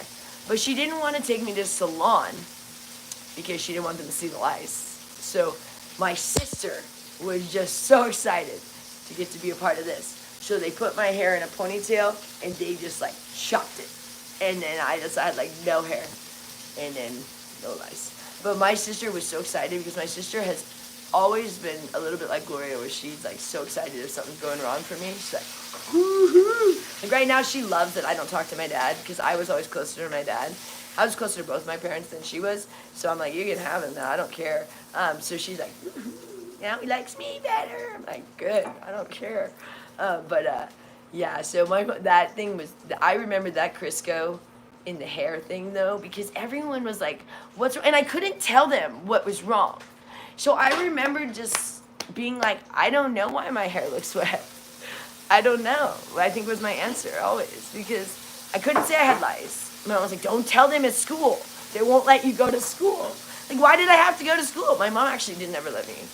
I had perfect attendance my entire life. She didn't let me not go to school. I mean, it was like, you're sick, go to school. I don't know this thing now. And I don't know. I had perfect attendance. And I actually worked for the attendance lady, and I worked for the activities coordinator and the principal, and I was like their little secretary. So I was the ass kisser, teacher's pet. Oh yeah, they still use my projects in school. They do, they really do. My science stuff. I used to keep these amazing books, these graphing paper, notebooks. Those, what are they called? The black and white ones. You know what I'm talking about? They start with a C. Those notebooks. Anyways, I had this one science teacher, Mrs. Demo. I went to Union Mine High School, which is in El Dorado, which is right part of like Placerville. Basically, Placerville is like, it's like how Las Vegas and Henderson are. So El Dorado was where but it was a brand new high school, which I wanted to go to my sister's school. So my sister was going to be a senior when I was going to be a freshman. But then I wanted to be a cheerleader, and I used to go visit my dad every summer in LA, because I lived in Northern California and my dad lived in Southern California. And so for the summers, I'd go visit my dad.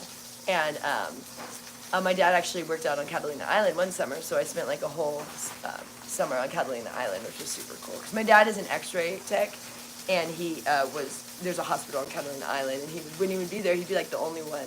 They have like one X-ray tech, so he'd be like on call. Because there's like, it's a tiny little thing. It's 1 square mile that you can be on the island. The rest is like a preserved forest. It's owned by Wrigley Gum, you know the gum? And there's actually like wild buffalo out there, but you have to get like a permit to go on the rest of the island. So the part that anybody goes to and where most of the cruise ships go to is just 1 square mile. So people drive golf carts out there and stuff. It's super fun. I had the best time. We were there for a whole summer. And this is back, I was like, gosh, I must have been, I don't know, 14, I don't know. But anyways, I wanted to go to my sister's school because I thought it'd be awesome to be a freshman and have your sister be a senior. I mean, that'd be great. But when I was at my dad's, my mom got the date wrong of when my cheerleading tryouts were for my sister's school. And so I missed them. And that was like my whole thing was I wanted to be a cheerleader because I had done dance when I was younger. And so I really wanted to be a cheerleader in high school because I loved dance. And I missed the tryouts, so my mom kept pushing for me to go to this new school that was actually in our school district, and I was going to only get to go to the other school because my sister was there. Otherwise, they were going to put me in this new school. But the problem with the new school is they were only going to bring in freshmen and sophomore, and then we were going to grow with the school. So the first year, we just had freshmen and sophomore. Then the next year, we had freshman, sophomore, junior. The next year, so that we just went. So it was the same class, which I was the freshman. The next class were basically seniors for 3 years because they never had anyone above them after they took those people as freshmen from another school, put them as sophomores at this new school, and then let them be the top dog at school for 3 years. You get what I'm saying? So we just grew. So it was a weird high school experience to only have 2 grades. I went to a high school that it was just freshmen and sophomores. We didn't have the upperclassmen, which made it really weird. I didn't like that. I kind of wish I had gone to my sister's school, which if it wasn't for the darn cheerleading thing, which I don't even know why I was so obsessed with doing cheerleading because it wasn't that great. It was alright, but anyways. But I think that made for a really, really weird high school experience. Because that class, for one thing, got such egos because they just thought they were the cat's meow from the time they were sophomores. And they thought they were better than us too because they'd be like talking about the school they had been to before, you know. And my class was like basically always the lower than them, so we were always treated like, oh, you guys are lame and we're super cool. But I ended up graduating the year they did because I graduated a year earlier. So I was supposed to graduate in 2003, but I graduated in 2002. So our thing for my school was float like a butterfly, sting like a bee. We're the class of 2003. And then the one that I ended up graduating with was, we're smart, we're strong, we're good looking too, we're the class of 2002. Or something like that. So they thought they were so cool. But anyways, so I ended up graduating in 2002, which kind of threw everything off because all of my friends were in 2003. And so, like, I was already in the Air Force and all my friends were still in high school and stuff. So I always was weird. I ended up being weird, per usual. But, yeah, but I left just randomly because my sister came to visit and I ended up leaving with her to go live with my dad because she was living in San Diego. My sister went to San Diego State and Chico State. And then she also went to like this Montessori Institute in Portland, Oregon. She's a Montessori teacher in Idaho. Well, I don't know if she's doing it in Idaho. She was in Napa and then she just had a baby. She had her baby March 8th, 2020. His name's Mason. Like the worst time you could probably ever have a child. Omen. March 2020. Truth Teller has been going. You've been asking for like an hour.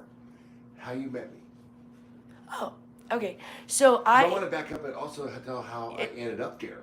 That's okay. You know. Okay. So, I have had a lot of jobs. Like, just it's weird. Like they none of them are really like rhyme or reason to them. So like, you know, I was like, my first job was I was a dishwasher, and then I was a barista, and then I've been a cocktail server, and I've worked in real estate and stuff. But so one of my, and several other ones, the Air Force, blah, blah, blah, goes on and on. But one of my really random jobs was I was a concierge at a condo building for just a very short time. It was probably only about 6 months I was a concierge, and then everybody recruited me to do other things. So one of my other jobs, which I haven't got to, I helped two surgeons in Portland open a knee injection clinic, and I was the only person. It was me and them, and so I did like everything to help them open it. It's called Reflex. If you guys look up Reflex Knee Clinic in Portland and Tigard, it now has several locations. I was the one that got it started. Like I was their only employee, and I helped them like get in the entire thing started. Like they basically were like, run with it, Joy, and I'd be like, just ask them questions once in a while. But like I had to research everything, like for getting everything, and it was a non-surgery clinic where we use this thing called Euflexa. It was an injection which it was supposed to help when, okay, I do know a lot about knees, you guys. When you start to lose, there's this thing called hyaluronic acid, which helps coat your knees, and it helps keep your knees from the bone from rubbing together, and that's what helps cushion your knees. As you get older, and when you have some sort of like injuries and stuff too, like athletes get a lot, then they can have where you get bone on bone because that hyaluronic acid starts to eliminate, and this injection can give that hyaluronic acid back without having to get surgery for your knee. So it was like a way to non-surgical way to really help people's knees, and it was really fantastic for athletes. And they're doing really well now, and I think they have like 5 clinics or something. But I helped them open the first one, and they recruited me from being a concierge at the Civic. But that's also where I met Richard.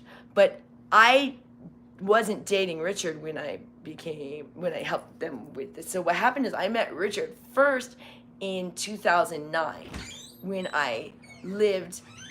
he lived at the Civic. We both had. I'm not sure if you were dating Brian yet, but yeah, I'll talk about that in a second. But anyway, so he was there because he had a fiance, and she insisted on him moving out of his studio. He had a really cool studio in downtown Portland.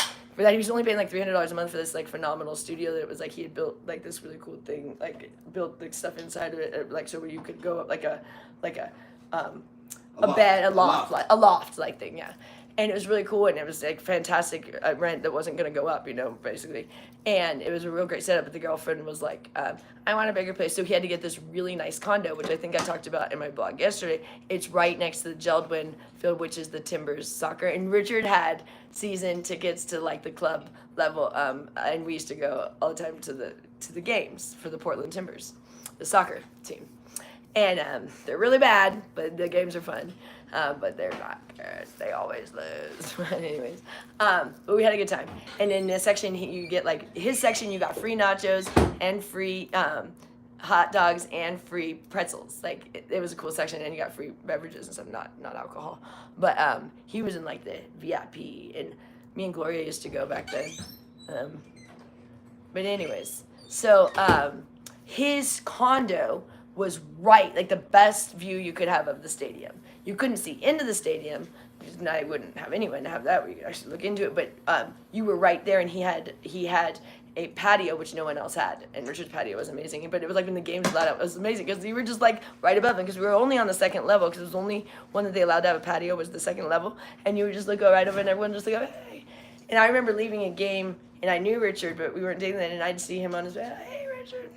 I remember that. Actually, one time he sold his tickets to me, and I was like, "Hey, I had a great time," and my friend had a great time, But anyways, I met him in 2009 because he lived there, but he had a fiance, and I was dating his neighbor, his next door neighbor, like he was in. Closer than Gloria. Closer than Gloria, because the guy I dated, his name was Brian, had a small studio. And he had a 2-bedroom. It was a pretty big 2-bedroom, 2-bath, and it was pretty big. He had the big one with the biggest unit you could have. But then my boyfriend had the smallest one. But they were basically like the bedrooms were back to back. Like he could hear if we're having sex kind of thing. It's that close kind of thing. You could hear neighbors a lot.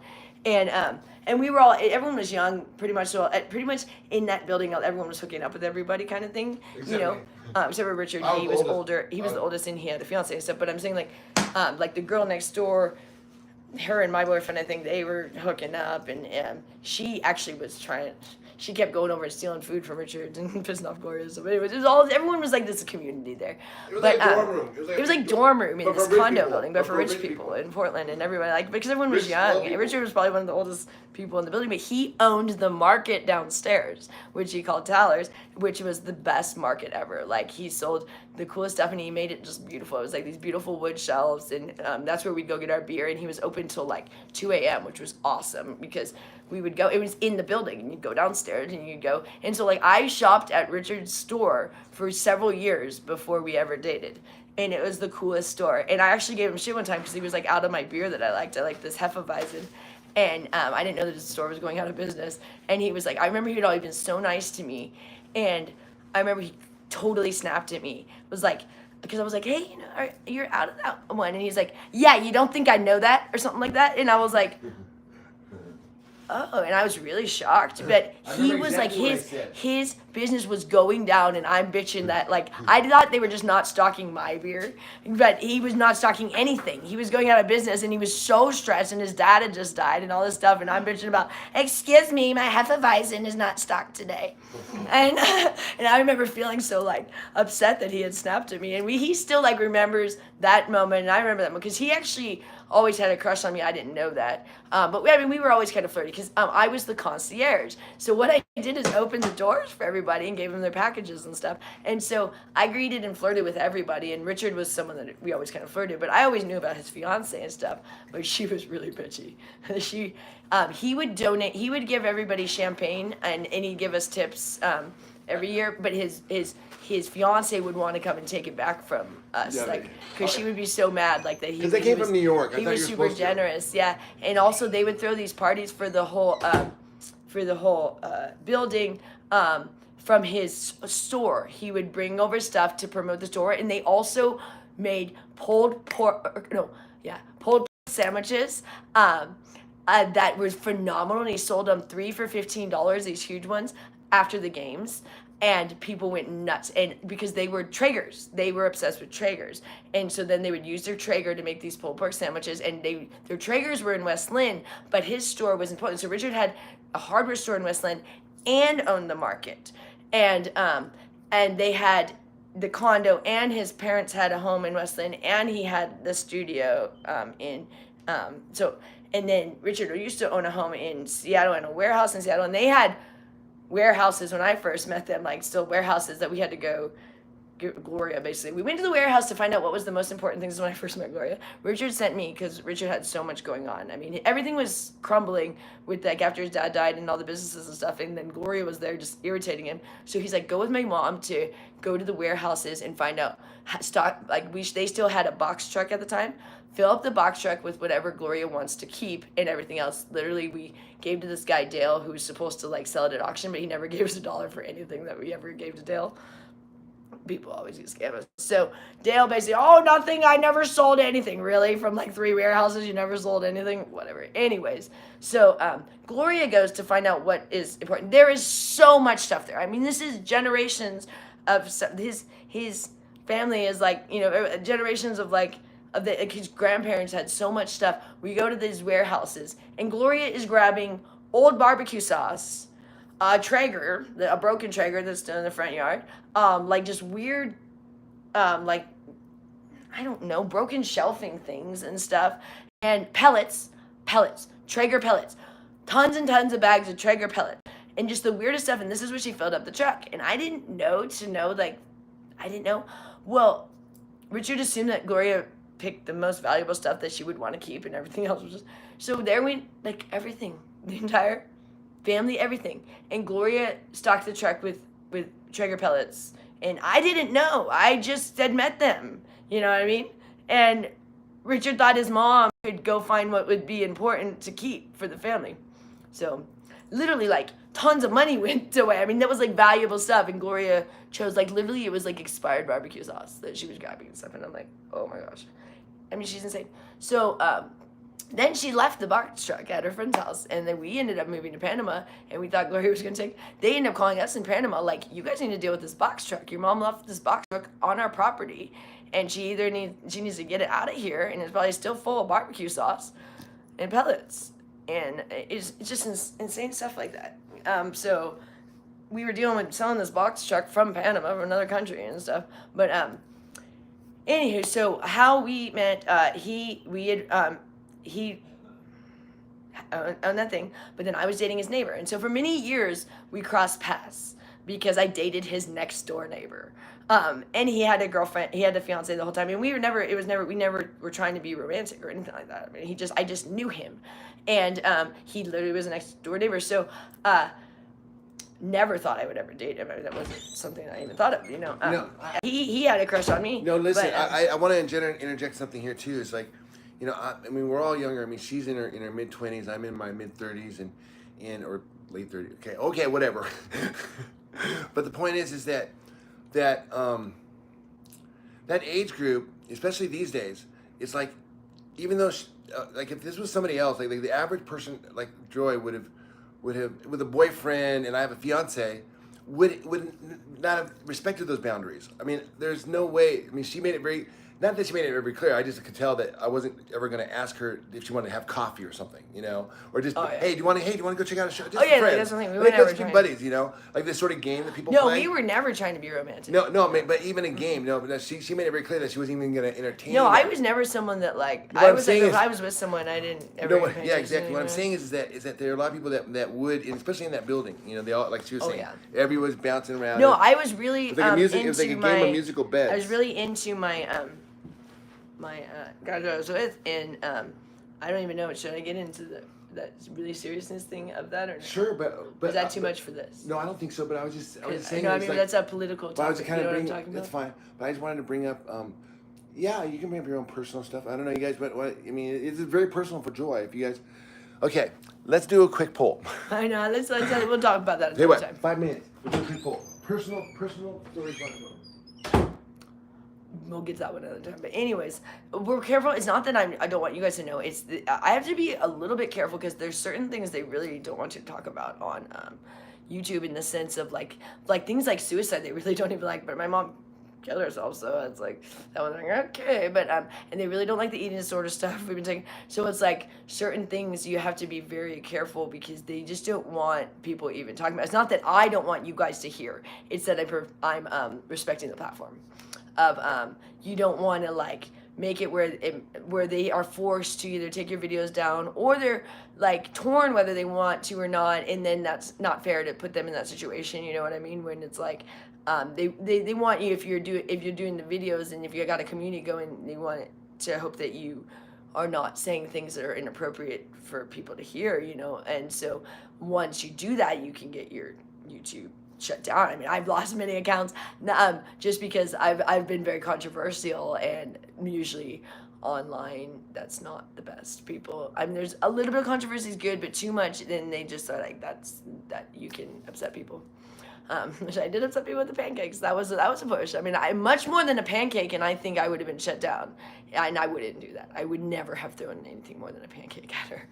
That's why I was like, I was kind of it was a pancake, but still, I get the gesture was very aggressive, and I was very upset, and I was saying, but I wasn't throwing it in anger. I was throwing it in a statement of like, this is all you care about is this pancake. And I knew she was going to be upset by me throwing the pancake, but I had been talking about everything else, and she didn't care. She missed Richard's birthday. She didn't care it was his birthday, all this stuff. Didn't care. And then I was like, and she literally just stands there and stares at you. And then when I threw the pancake, she was like, and I was like, I literally was like, oh, I got a response to the pancake. I mean, it's like, but she wasn't scared of me. Gloria's not scared of me at all. For one thing, she's way stronger than me. Oh my gosh, you guys don't even think Gloria's not strong. She is strong as hell, and she's way stronger than me. Cause when I first got here, she came at me, and we were at she came at me with like a broom or a mop, and we were at a both had our hands on it kind of thing, and she's stronger than me. She was stronger than me. Like, she can overpower me when I was trying to block her. Like, she came at me. Like, I got hit, you know what I mean? Like, she used to come at everybody with brooms. It's like, and I was trying to block myself, and I thought I'd be able to stop her. No. She's strong as hell. And she, like, whacked me. She's coming at me, and she came at me with a wine bottle, and that scared me. And Richard stopped her, because I was terrified, because I thought she was gonna hit me in the head. Like, I mean, and she may have. She was so mad. I don't remember. This was like early on, and she came at me, and like when she like took it out, and she was like rage in her eyes, and I was like scared, and Richard's like, no, Mona! I mean, he had to stop her. She used to be very, very. I didn't need to pull out my camera then. Well, we weren't filming like that. That wasn't. I mean, we were. There was so many other things going on. I mean, there was mice swarming the place. That was the last thing we were thinking. They would crawl over at night, which was stupid. But yeah, I don't even. We were usually arguing about the fact that the house was about to be foreclosed on, and then she was gambling and stuff, you know. And then she's like, "Where's the money?" She come at me, anywho, there was So back to how we met. So we had just been crossing paths for many times, and then I had broken up with that guy, but we were always still dating, kind of, you know, like not even dating, you know, what do you call that, FTFs or FWBs, you know, friends with benefits, friends of. So me and this guy for like, it was like a 2-year thing where we were still hanging out, and it was literally Richard's next door neighbor.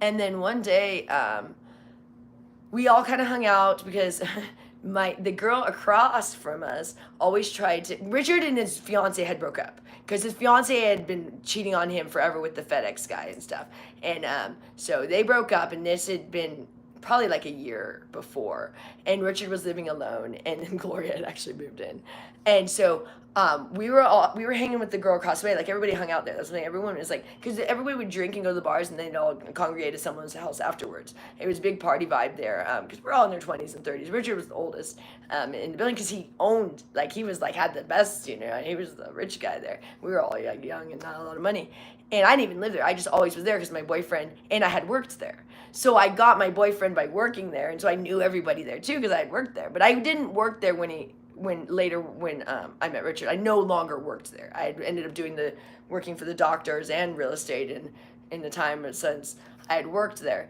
but I was always still in the building because all my friends were there by the time, you know, because I had worked there. I knew everybody, and everybody knew me.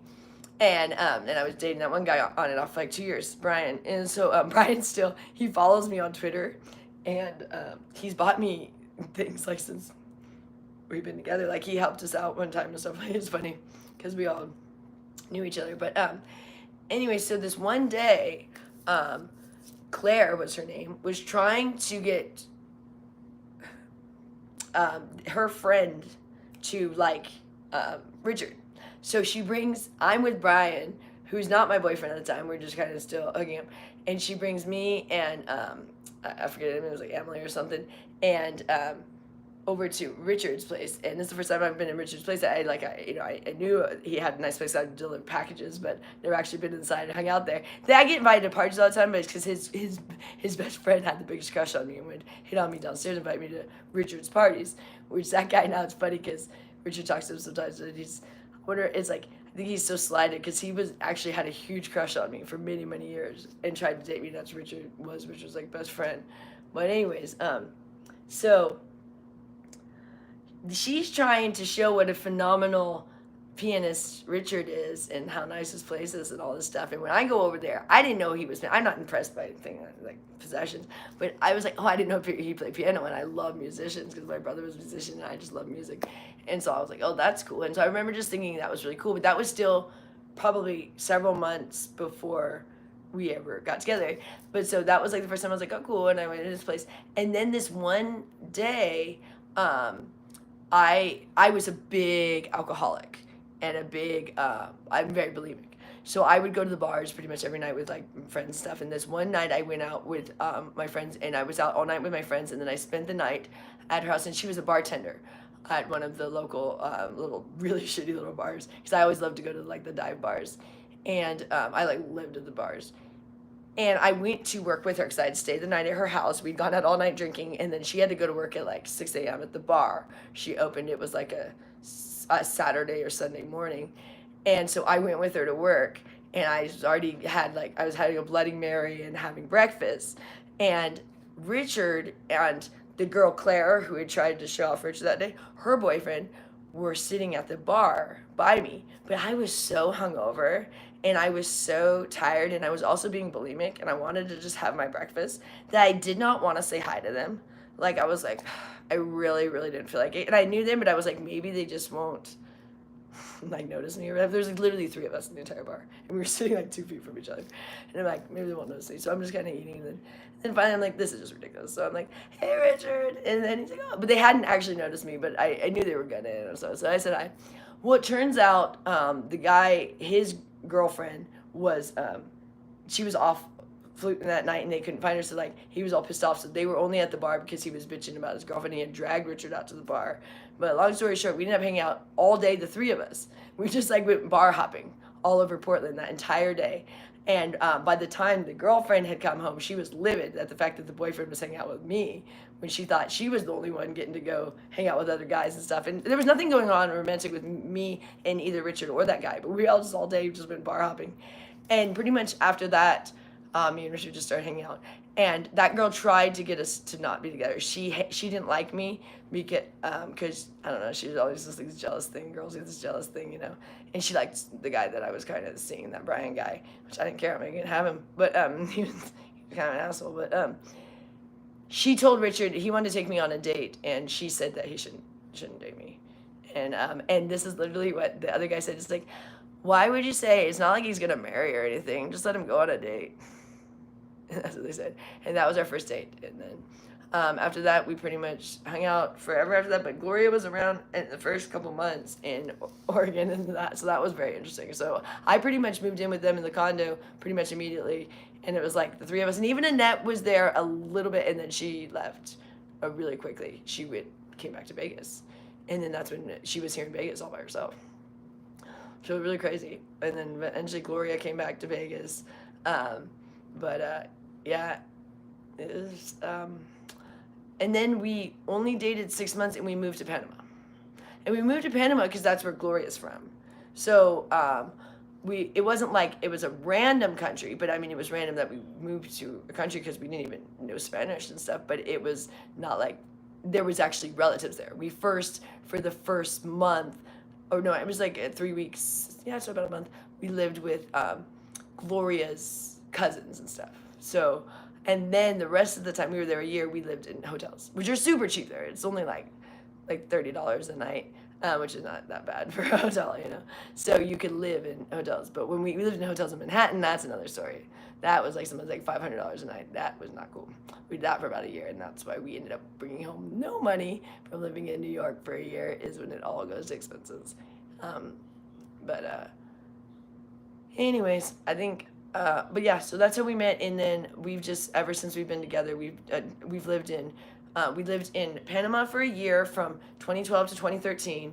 Then we lived in Vegas from 2013 to 2020. Then we went back to Panama for only 2 months in 2020, and then we came back to Vegas, and then we moved to New York in March of 2021, and came back to Vegas March of 2022, and then now we've been in Vegas, and we first lived in Portland. So we lived in a bunch of different places, but we like to go to the same places. So like we went to Panama twice, you know, and like we only like to go to New York now. Like, so I visit New York. Richard hasn't been able to go back, but Richard actually lived in New York. That's why we went to New York, because, well, my mom was from there, but I would have never known how to like even go there or where to go or whatever. But Richard had lived in Manhattan during 9/11. So I joined the Air Force because of 9/11, and Richard was living in Manhattan during 9/11. So we have like a lot of connections like that too. And 9/11 it was very impactful for people that were alive when it could be impactful enough for you, like if you were of an age, because that was pretty huge. So I don't know like how much you all remember that, but it is like insanely vivid in my mind that morning, because we were watching TV and the first plane came in and we thought it was an accident. I was watching with my mom. She's like called me from my bedroom, I remember. And then I remember we were watching live as the second plane went, and then we were like, oh, this isn't an accident. And my mom was devastated because she loves New York and she had, not been able to go back. And then, she's watching it on the news being destroyed like that. And it was devastating to her. And it was devastating to the whole country, But that it impacted me so much because I was in high school, but it impacted Richard so much because he was living there, So we have that connection, and so when we went back, we actually stayed at the World Trade Center hotel many times, and you have a view of the actual memorial, which it's kind of. It's a little bit of a morbid thing, but it's also really cool because there's the energy of that. It's an insane energy over there by the memorial of just like all those dead spirits or whatever. And but it's beautiful, but it's also kind of like it can be a little depressing. You don't want to stay there the whole time you're in New York because you're like, we gotta get out of this depressing area. We stayed all over New York, all over Manhattan. I should say not all over New York, all over Manhattan. All right, everyone. Thank you. I'm going to jump off here. I need to eat and take a break and give you guys a break from listening to Joy Ramble. Okay, for real. I have the gift of gab, my mom would say. And one of these days, I'm going to start reading comments. Honestly, for right now, I'm so tired, I can't really see. So I need to get some rest. We did an insane amount of blogging, but it's like, also, it's not even the blogging, it was the bed that really wore me out. Putting that bed together yesterday. So the blogging wasn't even the blogging would have been fine, but after doing that whole bed, I'm like, oh my god. The hardest part is actually pulling out those first mattresses. Those Tempur-Pedics are so heavy and they're so gross. That was the hardest part. I'm like, that part was just time consuming. But all right, West Virginia, very nice. One of these days I'll start looking at them. Yeah, bulimia. Bulimia is a very interesting spelling. It's Bulumia. Is that it? I'm like, wait. Did I just do it wrong? Bulimia. What is it? I should know this. I should know this. I just thought, like, how is it? I saw someone was like, how do you spell it? Bulimi, isn't it? Whatever. Thank you, Joy from Ohio. I've been to Ohio. Oh my gosh. Okay, one more story. My family, we call it the trip from hell, was our Ohio trip, not because Ohio was the problem.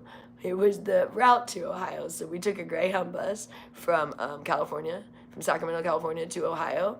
And pretty much anything possible that could have gone wrong happened on this Greyhound route. It's like we were like on multiple buses. Like one of the buses caught on fire. One of them, the heat went out in the Rockies. Another one, one of the passengers got in a fight with the bus driver. Another one, there was an Alzheimer's lady who freaked out and thought there was a man in her bathroom when she went to go use the bathroom. Another one, one of the did I say that one of the passengers assaulted the bus driver? I don't remember who said that. And then we got a flat tire. Another one, then we got on a bus after getting a flat tire. Another bus came and tried to help us on to the next bus, but then it made that bus all lopsided by the time we got off. So I was like, and then our bags got delivered on the wrong bus, so we lost like all of our bags. And my parents ended up like getting divorced after this whole trip. But when we went to Ohio, they were going there to see like some friends we hadn't seen forever, and it ended up being a disaster trip. But like so many things happened, I don't even remember. But I was only 5 years old, and we were on this Greyhound bus for just ever, because it's a long, I don't know how many hours that is. How many hours would you guys say it is from Sacramento to, what is it, Columbus, Ohio? Is it Columbus? Columbus, Ohio. Yeah. Anyways, that was long. And on a bus. Okay, so if you take in a car, usually like my dad would make me ride the bus to Los Angeles. And then, in a car, it'd be like 6 hours. On a bus, it's like 10 hours too. Oh my goodness. It takes forever. Yeah, good old Greyhounds. Okay, my dad used to leave me at the Greyhound terminal when I was like 11, 12, 13, he would get lost always in downtown LA. That is the scariest terminal. And he'd be scared being there. He would leave me there and he'd be like, oh, I got lost again. I'd be there for like an hour, like waiting for him to pick me up. And I'd be like so scared. I'd be pretending I'm like with other people. So like, and then they'd leave and I'd be like, try to go to pretend I'm with another group of people. Cause I was like, I don't want to be here looking at him by myself. It's scary. Downtown LA was scary back then. This is, I was a kid. I don't know what it's like now, but it was not a nice part of town. It was like ghetto. And my dad, every time, oh, sorry, I went the wrong way again. I'd be like terrified by the time he's there. I'm like shaking. And he always made me take a Greyhound because they're cheapskates. It was cheaper than flying, you know. Okay. But I actually love buses because, like I said, my grandpa was a bus driver. So my family is very much truck drivers. My dad's brother is a truck driver. He actually owns a semi-truck and has his own truck driving company now. My dad's father worked for Rainbow Bread as a truck driver. My dad's brother-in-law drives truck, and my grandpa was a bus driver. So that's what you're saying there. It's like, we're very much a truck driver family. I would love to be a truck driver. Oh my gosh, I love driving trucks. Like driving. I like driving. I would love it. I would love it. I did date one guy that was a truck driver, and I rode with him. But man, that's a lot of work. Once I watched him try to back that thing into something, I was like, forget that job. If I could just go straight, I'd be down. But backing a trailer truck, forget about that. I don't even like to back my car up. Whenever I see someone back into a parking space, I'm like, who are the people that have the time to do that? That seems like so much more effort to me. It is so hard for me to back up. I go, the only way I would do that is if I had pulled through. You might look like I backed in if it was like somehow, you know, they're not going to be a back in of like, it's crazy. Actually, in Vegas, a lot of the places don't let you back in because they want to make sure your tags aren't expired or whatever, you know, when you live in like apartments and stuff. Okay, I'm gonna jump off here. I gotta eat. I'll catch y'all later. Thanks for everything. Thanks, Peggy. Thanks, Lenny. You guys are the best. Annette loves you. Thanks for being bodyguards.